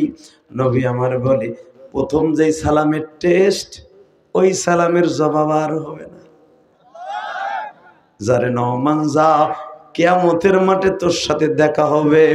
আমার উম্মাত গুলা যারা আসবে 8 দিন 10 দিন এই মদিনায় থাকবে, প্রত্যেকটা উম্মাতের সালামের জবাব আমি নবী দিব। সালাম দিয়ে আসছে আপনাদের পক্ষ থেকে, আলহামদুলিল্লাহ বলেন। কিভাবে দিছি? আল্লাহ যতগুলো মাহফিলে উমরার থেকে যায় দিব, যাদেরকে নিয়ে আমি সালাম দেব, সালাম মদিনায় পৌঁছাই দিব। আমি কিন্তু এই জন্য আপনাদেরকে নিয়ে সালাম দিছি, দেখেন নাই? পড়েন আবার, আসসালাতু ওয়াসসালামু আলাইকা ইয়া রাসূলুল্লাহ, আসসালাতু ওয়াসসালামু আলাইকা ইয়া হাবিবাল্লাহ। আল্লাহ তোমার নবীর উম্মতগুলা সালাম দিছে, সালামের উত্তরটা তুমি পৌঁছে দাও। ইনশাআল্লাহ বলেন, লিল্লাহি তাকবীর। ইনশাআল্লাহ মদিনায় যাবেন তো? মদিনায় যাওয়ার জন্য একটা শর্ত, যারা হাজি আছে, উমরা করতে যায়, হজ করতে যায়, তাদের সাথে দেখা করতে যাবেন। এই ভাই এ উঠেন না, এখন উঠেন না, মদিনায় যাবেন না, আইবেন তো আপনি, আমি দেখবো। আপনি যদি না আসেন না, ইনশাল্লাহ বলেন। মদিনায় যাওয়ার নিয়ত আছে? তাহলে 5 ওয়াক্ত নামাজ কে কে পড়বে দেখে হাত তুলেন। লিল্লাহি তাকবীর। আল্লাহ তুমি তাকায়া দেখো, আজকে 4র্থ তারিখ, এপ্রিল মাসের 4র্থ তারিখ। আল্লাহ এপ্রিলের 4 তারিখ তোমার পাগলগুলির নওগাঁ জেলা বদলগাছি থানায় বসে এই মাদ্রাসার মাহফিলে, এই পালসা মাদ্রাসা আল্লাহ এতিমখানা মাদ্রাসার 7 জন ছেলেরে পাগড়ি দিলাম। এই পাগড়ি অনুষ্ঠানে হাজার হাজার মানুষ। আজকে 4 এপ্রিল তোমার পাগলগুলা ঈদের 4র্থ দিনে যারা চোখের পানি ফেলায় কানছে, গভীর রাত্রে এদের বাবা মারে মাফ করে দিবা। যারা হাত তুলে ওয়াদা করছে একবার হলো মক্কা মদিনায় লয়ে যাইবা গো, জোরে একটা ডাক দান, জোরে একটা ডাক দান আল্লাহকে, জোরে একটা ডাক দান, ডাক দান, ডাক দান আল্লাহকে, জোরে একটা ডাক দাও, ডাক দাও, ডাক দাও, ডাক দাও, ডাক দাও। আল্লাহ এদের হাতগুলো তুমি কবুল করো, জোরে করে আমিন, জোরে করে আমিন। নামান হাত। ইনশাআল্লাহ আমার মন কেন জানো বলে আপনাদের দোয়া আজকে কবুল হয়েছে। মদিনায় যাবেন তো ইনশাআল্লাহ? নিয়ত আছে তো? যাবেন তো ইনশাআল্লাহ? আমিও আল্লাহরে কইলাম, আল্লাহ এখনো তো 40 দিন শেষ হয় নাই, 40 দিন পর্যন্ত দোয়া কবুল করবা। আর ভাই নাই আমা 40 দিন বলতে বলে হাজির দোয়া কবুল করবা। এই 40 দিনের ভিতরে 1 সপ্তাহ হয়েছে কেবল।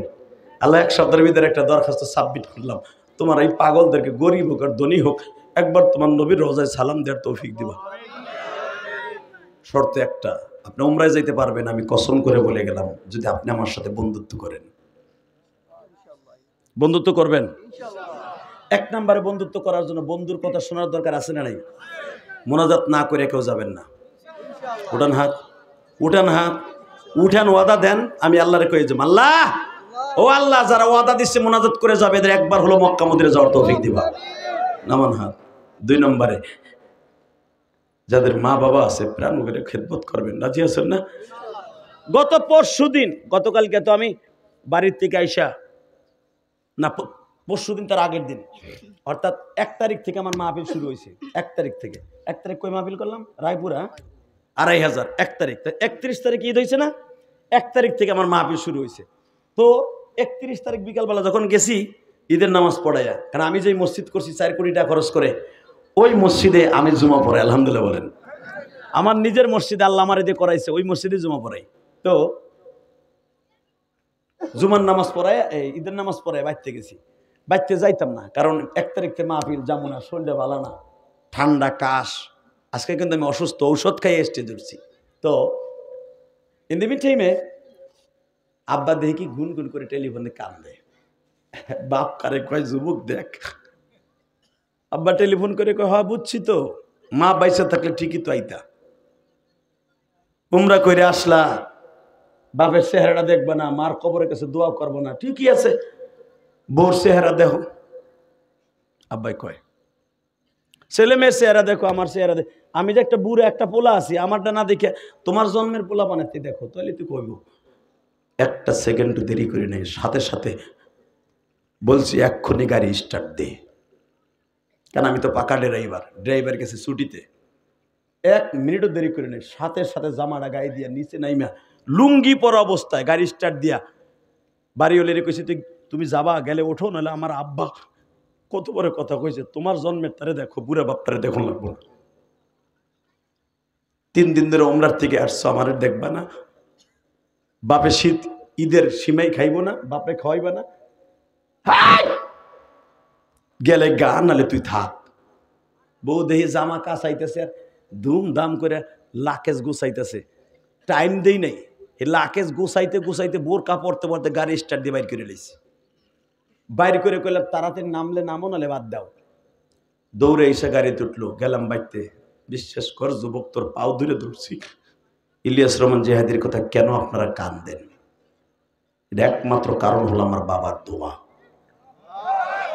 বাংলাদেশে আমার সাথে বড় বড় বক্তা আছে, কিন্তু আমার মতো কামদনি বক্তা কম আছে। বাস্তব না অবাস্তব? আমার ভিতরে 3টা জিনিস আল্লাহ দান করছে।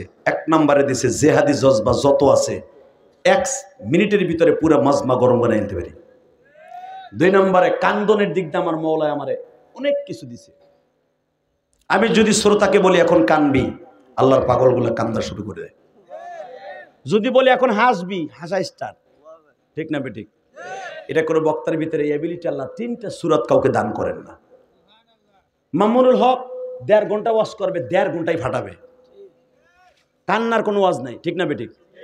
আর এক বক্তা আছে দেখবেন বাদাইমার মতো খালি হাসাই দিতে, ও কান্দাইতেও পারে না, জিহাদিও পারে না। আল্লাহ আমার ভিতরে 3টা গুণ দিয়েছে। এটা আল্লাহর হাজারো শুকর, যেরকম মারহাবা। এটা আমার ক্রেডিট না, এটা আমার বাবার দোয়া, উলামা একরাম যারা বক্তা হইতে চাও তালবে আলিম বাবা। আব্বার এনে গেলাম বাসায়, যাই এই আব্বাই দেখি দাঁড়াই রয়েছে, যেখানে আমার মার কবর। প্রথমে আমার গাড়িটা রাখতে হয় মার কবরের কাছে। তো দেখি আব্বা ওইখানে খাড়াই দিছে, খাড়াই দিয়ে মুচকি মুচকি হাসে। যাইতে যাইতে আসর রক্ত হয়ে গেছে, না সরি মাগরিবের রক্ত হয়ে গেছে। আব্বা মুচকি মুচকি হাসে আর বলে, তলে সীমাই খামুনে। তলে সীমাই খামুনে গোপালগঞ্জের ভাষা। আপনার দেশে কি বলে জানি না। আমার আব্বু কইতেছে যে তলে সীমাই খাওয়ার একটা সিস্টেম হয়েছে, তলে সীমাই খামুনে।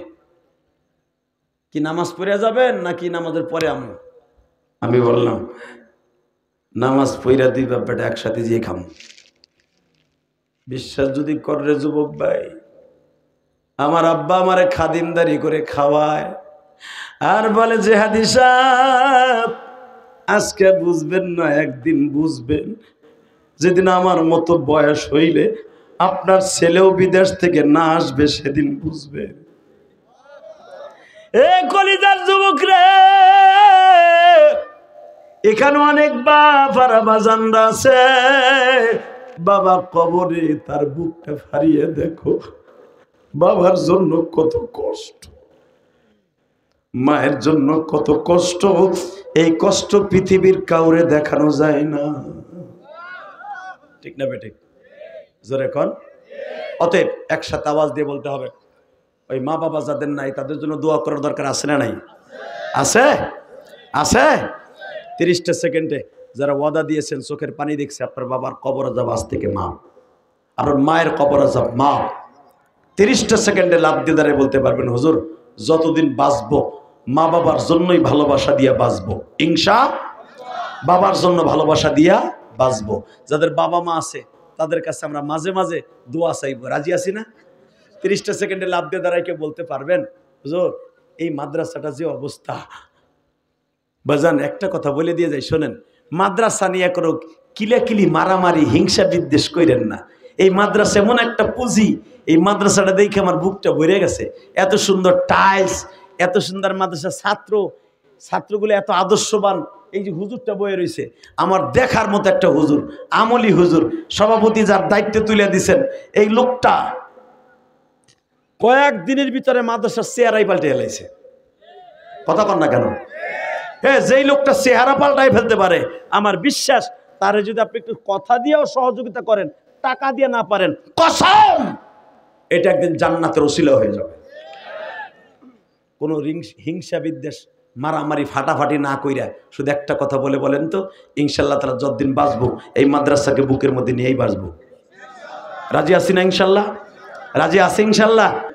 দোয়া করেন, আল্লাহ তাআলা কবুল করুন, আল্লাহুম্মা আমিন। ربنا ظلمنا أنفسنا وإن لم تغفر لنا وترحمنا لنكونن من الخاسرين اللهم اغفر لنا ولوالدينا رب ارحمهما كما ربياني صغيرا রব্বুল আলামিন, তুমি তাকায় দেখো, রাত এখন 12:15 বাজে। আল্লাহ, 2.5 ঘন্টার মধ্যে আলোচনা করছি, তোমার একটা পাগল ময়দান থেকে যায় নাই। জানি না এদের মধ্যে কার যেন মা নাই, কার যেন বাবা নাই গো। প্রত্যেকের বাবা মায়ের কবরটা জান্নাতের বাগান বানাই দিও। আয় আল্লাহ, সভাপতি সাহেবের বাবা নাই, আমার জনম দক্ষিণী মা নাই গো। এই মাদ্রাসার প্রিন্সিপাল, সাধারণ শিক্ষক, হাফেজ সাহেব, কারি সাহেবরা যারা আছে, আল্লাহ আমার এতিমখানা মাদ্রাসার ছাত্র শিক্ষক যারা আছে, প্রত্যেকের বাবা মাকে মাফ করিয়া দাও। আল্লাহ এদেরকে তুমি মাফ করে দাও। এই নওগাঁ জেলায় যে সমস্ত মাইয়াতরা শুয়ে আছে, কবরটারে জান্নাতের বাগান বানায় দাও। হাজার হাজার মহিলা পুরুষ এত রাত পর্যন্ত কেউ ময়দান থেকে যায় নাই। আল্লাহ তুমি দেখো, এই মাদ্রাসায় যারা 10,000, 5,000, 1,000, 2,000 করিয়া যারা টাকা পয়সা দিছে, তাদের টাকা পয়সাগুলো কবুল করে নিও। এদের ছেলে মেয়েদেরকে আমার চাইতে বড় আলেম বানায় দিও। এখানে আসার আগে তোমার এক পাগল আমার মসজিদে মাদ্রাসায় 500, আর একজনে 100, আর একজনে যে যা দান করছে প্রত্যেকের দানগুলো কবুল করে এলো। ছোট্ট ভাইয়ের মতো হাবিবুর রহমান মেজবা পাগলের মতো ছুটে আসছে, ওর বাবা মাকে তুমি মাফ করে দাও, ওর মাদ্রাসা কবুল করে নাও, ওর ছেলে মেয়েদেরকে হক্কানি আলেম আলেমা বানায় দাও। এই মাদ্রাসার কমিটি বৃন্দদেরকে মাফ করে দাও আল্লাহ। সভাপতি সাহেব সহ মহিলা সহ সবাইকে মাফ করে দাও আল্লাহ। সভাপতি সাহেবের ভাই বেরাদার, আত্মীয় স্বজন, শ্বশুর শাশুড়ি সবাইকে মাফ করে দাও আল্লাহ। এই মাদ্রাসার যারা জায়গা দিয়ে চলে গেছে তাদেরকে মাফ করো আল্লাহ। এই মাদ্রাসার প্রতিষ্ঠাতাকে কবুল করো আল্লাহ। এই মাদ্রাসায় যারা সুন্দর করছে তাদের কবরটা সুন্দর বানায় দিবা, তাদের বাবা মায়ের কবরটা সুন্দর বানায় দিবা আল্লাহ। এখানে যারা 10,000, 5,000, 1,000, 100, 200, 500, 10, 20, 50টা টাকাও দান করছে, প্রত্যেকের দানগুলো কবুল করে নাও আল্লাহ। এখানে আসার পরে যে ছাত্রগুলো আমার খেদমত করছে, শিক্ষকরা খেদমত করছে, তাদেরকে তুমি কবুল করো আল্লাহ। আমাদের সবাইকে কবুল মঞ্জুর করে নাও। ওয়াসাল্লাল্লাহু তাআলা আলা খায়রি খালকিহি মুহাম্মাদিন। আল্লাহ, আমার মসজিদের 3 তলার কাজ চলতেছে, আমার মসজিদকে তুমি কবুল করো। যারা আমার মসজিদ না দেখে টাকা দেয় তাদের সন্তানগুলোকে তুমি কবুল করো, তাদেরকেও একটা মসজিদ বানাবার তৌফিক দান করো বিরহমাতিকা ইয়া আরহামার রাহিম। আসেন, যারা মুসাফা করবেন আস্তে আস্তে আসবেন।